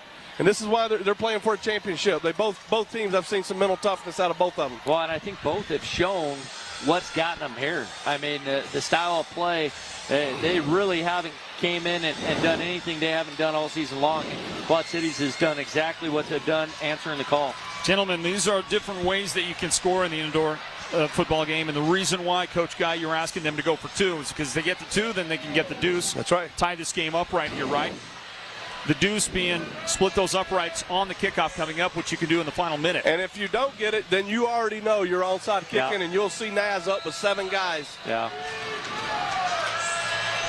Certainly puts a twist, a great twist on the final moment. E.J. Hilliard under center for this one. Gives it to Grice, pitch it on the reverse. And what a play. Keevan goes high in the air. Did he make it? Yes, touchdown. 2-point play. Touchdown, 2-point conversion. Very athletic Quad City play. Able to take it across. Keevan Rudd elevated. Now, do you onside kick with 3 timeouts, or do you go for the deuce? Does the scoreboard come into play here? Yeah, you would hope that your kicker came in their walkthrough scenarios and tried it, worked it out, saw it. Yeah, hey, I can hit this here, or boy, it's challenging, and we better try the onside. Boy, what an effort. He had a very similar play against us that put a game in overtime against us, where he dove over our guys and just sacrificed his body. Are they challenging it? No, they're rolling it. So Keevan Rudd, who was a 7-foot high jumper. Yep. Okay, did that come into play right there? Well, he went 9 feet right there. Whatever he did on the track, on the field and track, whatever he did there, he decided football, I'm going to one-up you. And what a great effort by Rudd as he takes it across for the 2-point conversion. It's 47-45, Northern Arizona with the lead. They were going the old Philly special right there. Really, they were hoping Rudd would throw it to Hilliard for the 2-point, but a great read by Rudd because it was covered, and he just made an exceptional play. Well, you said he was a high jumper. He might have been a long jumper, okay, because he just left from the 4-yard line. He might have missed his calling. The only thing missing on that effort was the Fosbury flop. We didn't get that at the end. All right, so here it is right here. You got 7 up front here. The ball's all the way to the wall. So look for them to dribble this one across the field. So we don't think he's trying to miss the scoreboard and get the deuce. I think he might be going deuce. This is deuce. Yeah. No, you're right. He's moving over to go deuce. And you see the defenders trying to distract him. Here's the kick. Going for the deuce. Oh, and it hits the net. It missed the scoreboard and hit the net. Now, the way it looked like he was hooking. Placed at the 20-yard line, first down, Northern Arizona. It looked like he was hooking, guys. I don't know that it would have actually made it, but he had distance. The frustrating part is you don't hit the scoreboard, but you hit that protected net that's protecting the scoreboard. That's tough. But they still got 3 timeouts, though. House rules. Yep. They get you every time. The only difference, though, now, if you onside kick, they can't get a first down. Now they can get a first down, though. Well, coaches, I don't know, and it looks like it actually skimmed off the scoreboard a little bit before it hit the net. I think he was hooking. I don't know that it would have made it, but it was a valiant effort. And one thing to remember, too, Northern Arizona has to get positive yards. Yeah. They got to get positive yards or that clock stops without a timeout. Positive yards, and this should be a run to try to make them start burning their timeouts. Have to. 2-point lead, Northern Arizona. Crunch time, handoff right side, Israel Tucker. That will not be positive yards. No. I don't think he got positive yards. They stopped the clock. They did stop the clock. And now, Quad Cities will start on the snap because the offense did not gain positive yardage.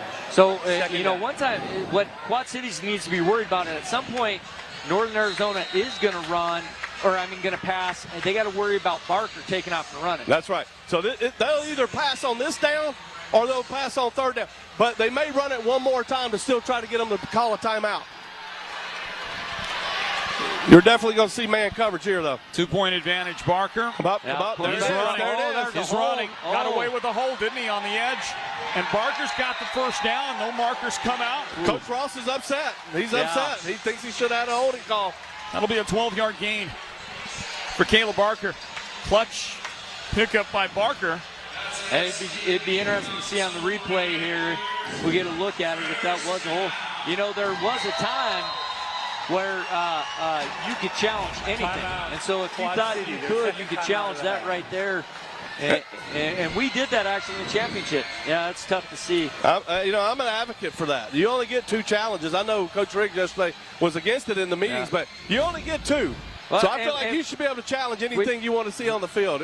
But the deal is, everybody needs to be held accountable, and in those big moments, we need to do what's right. We had a situation, we were playing the Iowa Barnstormers in the championship game, and they went to kick a field goal up 5, and we challenged saying there was a hold. And you can call a hold about every time on an extra point field goal. Yeah. And we were able to get one. We moved the kicker back 10 more yards, and he knocked it in again and sealed the game, and credit to him. But I just feel like that anytime challenge, any type of call, there's a lot of questions on those. So, yeah, make it available, but if you lose the challenge, you've got to pay a price. Well, I mean, I look at it like this. I mean, you get 2 challenges. So if you want to call that hold, okay? Because if you do hold, it is a penalty. If it's a penalty in the first quarter, it's a penalty in the fourth quarter. Well, it turns out when you looked at the replay there, it may have been a little more borderline than it looked live, but either way, no flags on the play. I don't know if he did hold. I mean, we couldn't see the replay. Yeah. 47-45. Northern Arizona. This is big first down they gained. 32 seconds left. Israel Tucker. He'll cut it back inside. Got to make that tackle. Huge collision right there. Got to get your timeout. And about a 2-yard gain on the play. Timeout taken. I don't understand what takes so long on those. You got to be telling the referee if they get positive yards, we want a timeout right away. So final timeouts. They should have one left here still. Yeah. Well, they just got to get. Here comes Coach Moss. He's going to tell them something. Thank you. So the official said it was their final timeout. At least that's what I thought I heard him say. But we're showing one timeout remaining. They got the negative yards, and then they used one on Barker's long run. So let's talk about the scenario here. Second down play. Well, here's what I'm doing, okay?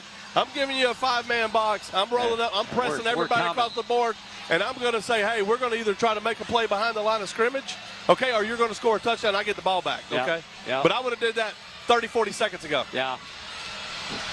We actually had a scenario like that where we let Arizona score, and we were hoping they'd miss the extra point. We would have had a chance to go down tie the game, and the kicker came in and made it.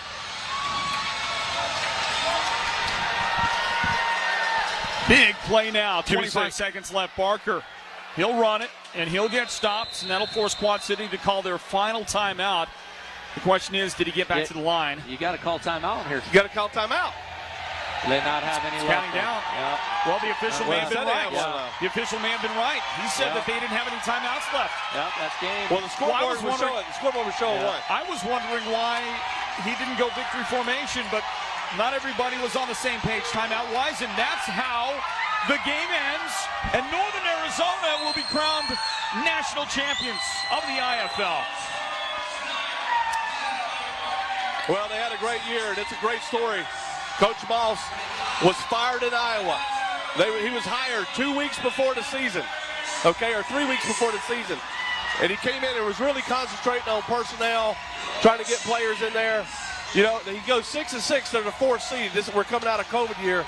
He gets let go after the year. But he was still the 4th seed. Got him to the playoffs. Comes down, takes over a 1-15 team, or 1-14 team, or 13 team. Sorry, 1-13 team down in Naz. And they just go to work and start getting personnel in there. And that's the parity that we've been talking about. He's been out. He was able to change that around. Great story, great finish here. Obviously, I would have loved to have been down on the field today with the ball cap on, but that just wasn't the case. So congratulations to them. They had a great year. It's a great success story. And again, fifth different champion in 5 years. It's amazing. And what a story for Northern Arizona. Great year for Quad City. But the Wranglers, they come in, they take care of business, and they win 47-45. They are the IFL's national champions. When we come back, we've got a lot left on the table for you. We're going to hear from coaches. We're going to get the final trophy presentation on the way here in a little bit as well. And we'll find out who the MVP of this championship game is. Don't go anywhere. Northern Arizona, they are the champions of this 2022 Dollar Loan Center IFL championship game. And we'll be back right after this.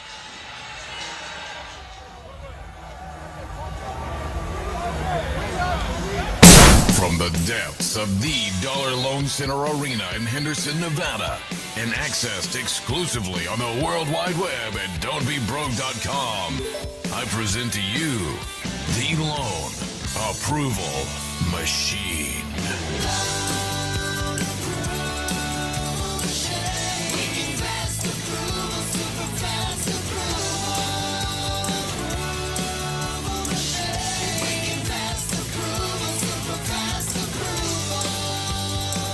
Wicked fast approval. Super fast approval. The Loan Approval Machine will process your entire loan in minutes, then instantly fund your account. Experience the future of short-term lending at don'tbebroke.com.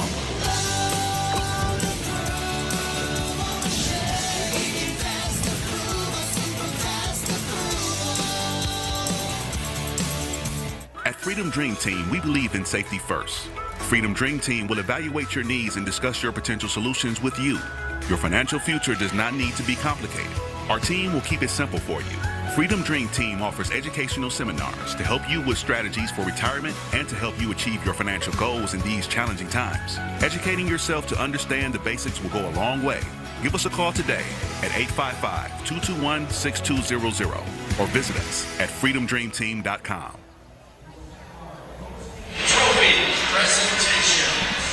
Welcome back in, everybody, to the Dollar Loan Center. This is the site of this season's Dollar Loan Center IFL National Championship game, and the Northern Arizona Wranglers are crowned champions after a 47-45 win in this one. What a game, what a finish to a marvelous season in the IFL. We're going to give you a chance to join us for the trophy presentation coming up in a little bit. The commissioner, Todd Tryon, will walk us through that when we get an opportunity. We'll also announce for you shortly the most valuable player of the game tonight. It isn't the young man we're about to talk to, that guy on screen, but we want to talk to him anyway because he has done a tremendous job.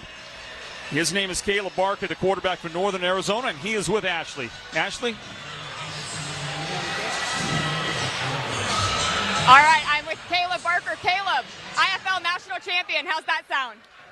I can't even process it right now. You know, I mean, I'm so proud of the team, and I mean, hats off to Quad City because they're an unbelievable team. You know, we talked before the game, the press conference, about how we're, you know, two close-knit teams, and it's hard to beat a team like that. So, I mean, hats off to them. They're an unbelievable team, and they got some great players. But I'm so proud of our team, man. I mean, just all the adversity that we fought throughout the year, and to come out and to finally get it, this is awesome. You had your daughter Ren here. What's Yeah. it mean to share this moment with her?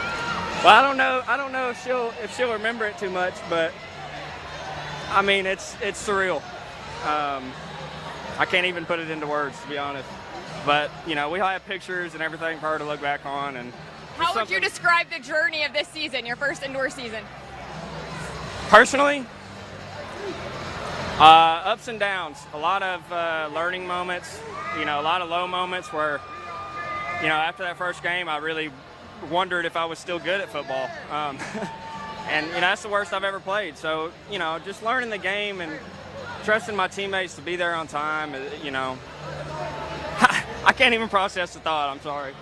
No better place to celebrate than Vegas. Go enjoy it. Yeah, thank you. Say bye-bye. Blow a kiss. There we go, guys. Back to you. That is a great shot there from the couch to the crown. Caleb Barker able to able to lead his team to the promised land and win the championship game. That Alabama boy represented pretty well, didn't he, Coach Guy? I thought so. You know, he played at Troy University. You know, when he came out of college, he went to work for Josh Turntine, a guy I played college.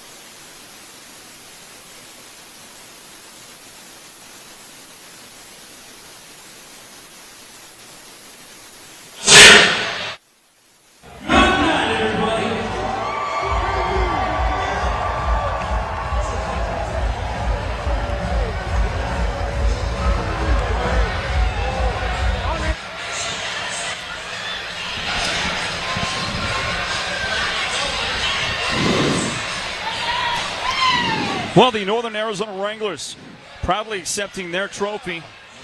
That was a mass quantity of confetti, as you might expect for a championship game.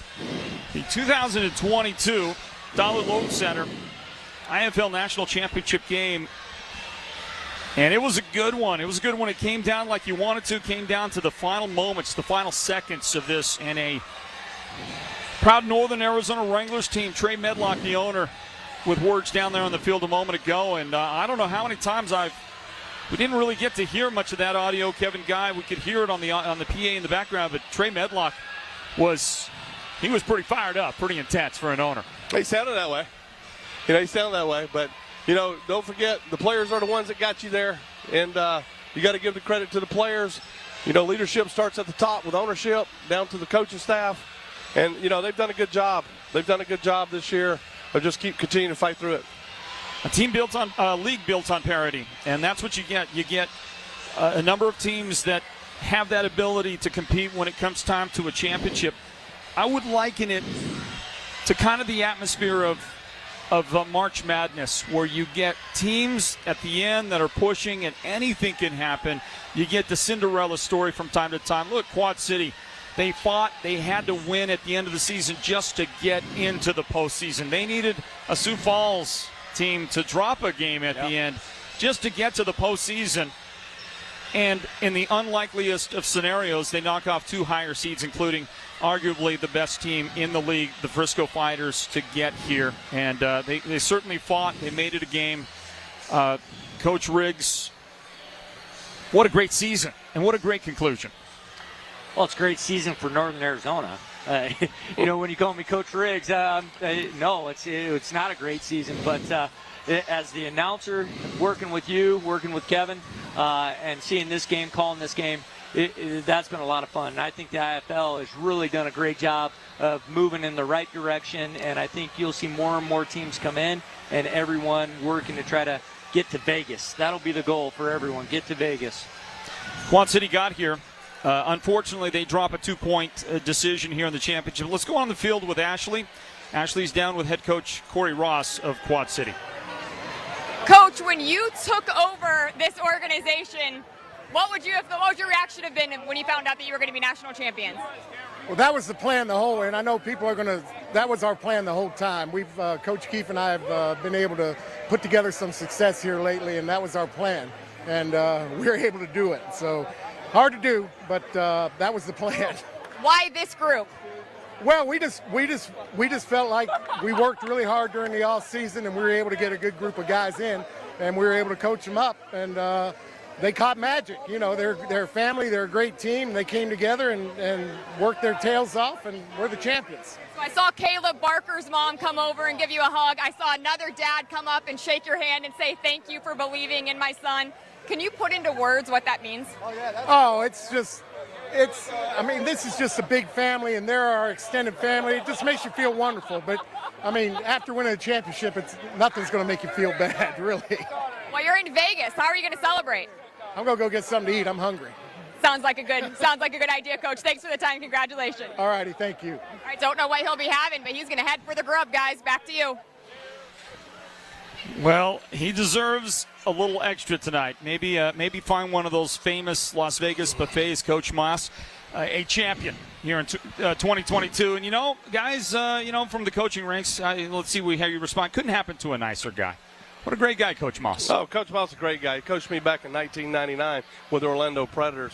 But going back to what Coach Riggs talked about, everybody's mindset now is going to be get to Vegas.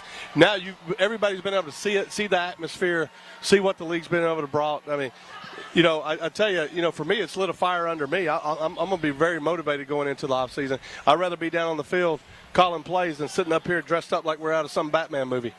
The one great thing, though, is stories like this, stories like Quad Cities gives every team in the league hope. Even first-year teams coming in know that if they assemble the right roster, they could have a shot to get to the championship game. We talked about coming into this one, the great Northern Arizona Wrangler defense. And in a game that sees wonderful opportunities for the offense to do their work. And we saw that example tonight from E.J. Hilliard and his guys on offense. They did a wonderful job to stay in this game and to really take opportunities that they could away from the Northern Arizona Wranglers defense. But we talked about their defense, and I felt it lived up to the billing. And especially in moments when it really counted. How about Jaquan Artis today and the job that he did on that defense? When they needed a big play, it seems like number 9 was there to deliver. Well, I really, the first time I had seen him in person, in the first half, I mentioned to Kevin as we were off air, boy, he's really not showing me a whole lot right now. It's hard to tell. Field position, I think, played a big part. But you could see when Quad Cities in the second half, they dropped back to throw. They could not handle Artis, and he made some big plays at some critical times for them.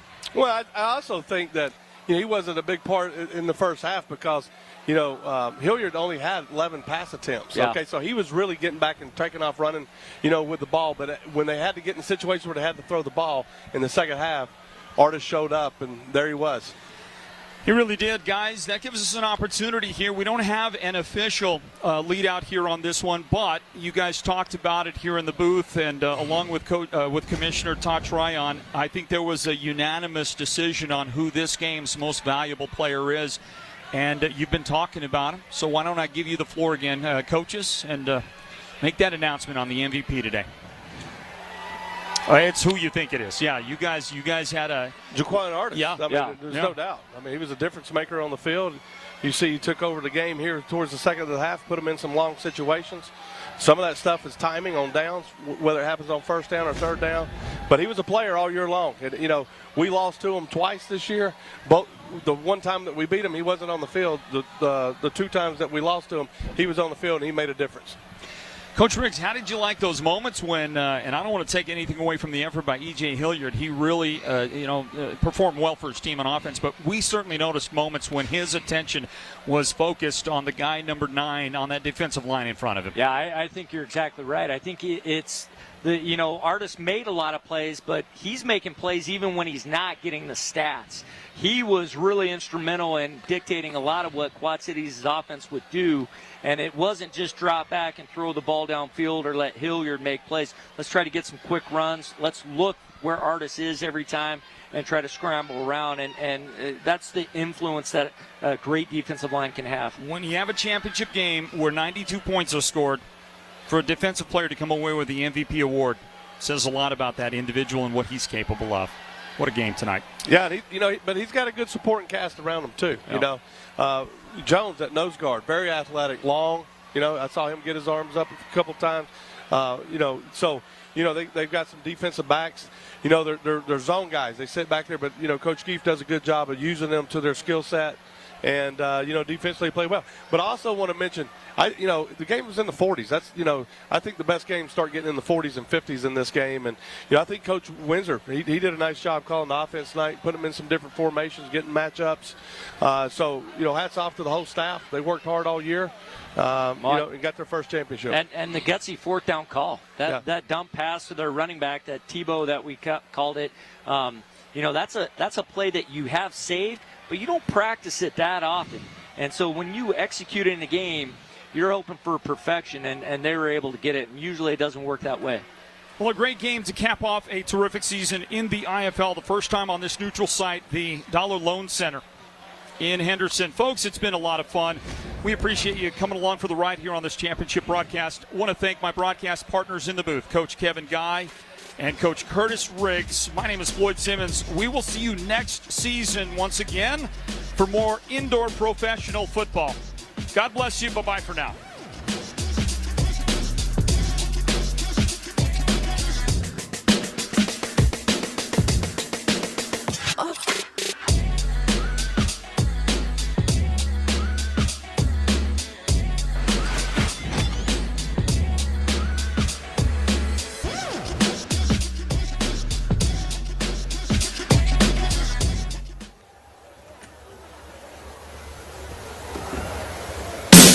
$200,000 square feet on 85 acres. I present to you the Dollar Loan Center, the new epicenter of Henderson, at the corner of Green Valley Ranch and Paseo Verde, home of the Silver Knights.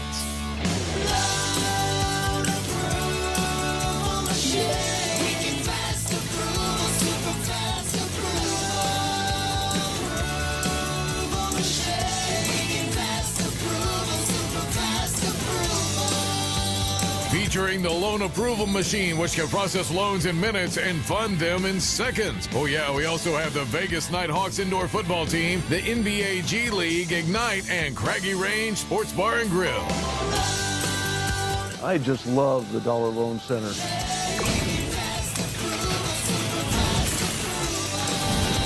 Don'tBeBroke.com. Instant funding loans from a hockey arena in Henderson, Nevada. Hey, this is the car? Oh, yeah. I'm with breakfast. All right, I'll take it. The best I can do is 2,000. All right?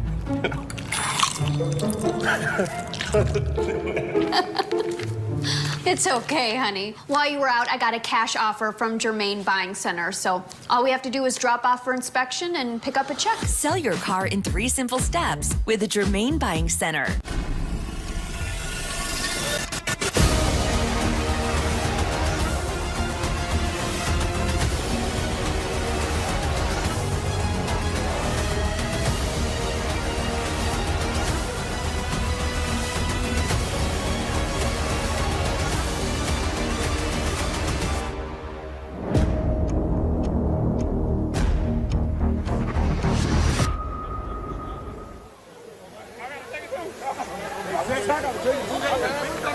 Oh, yeah.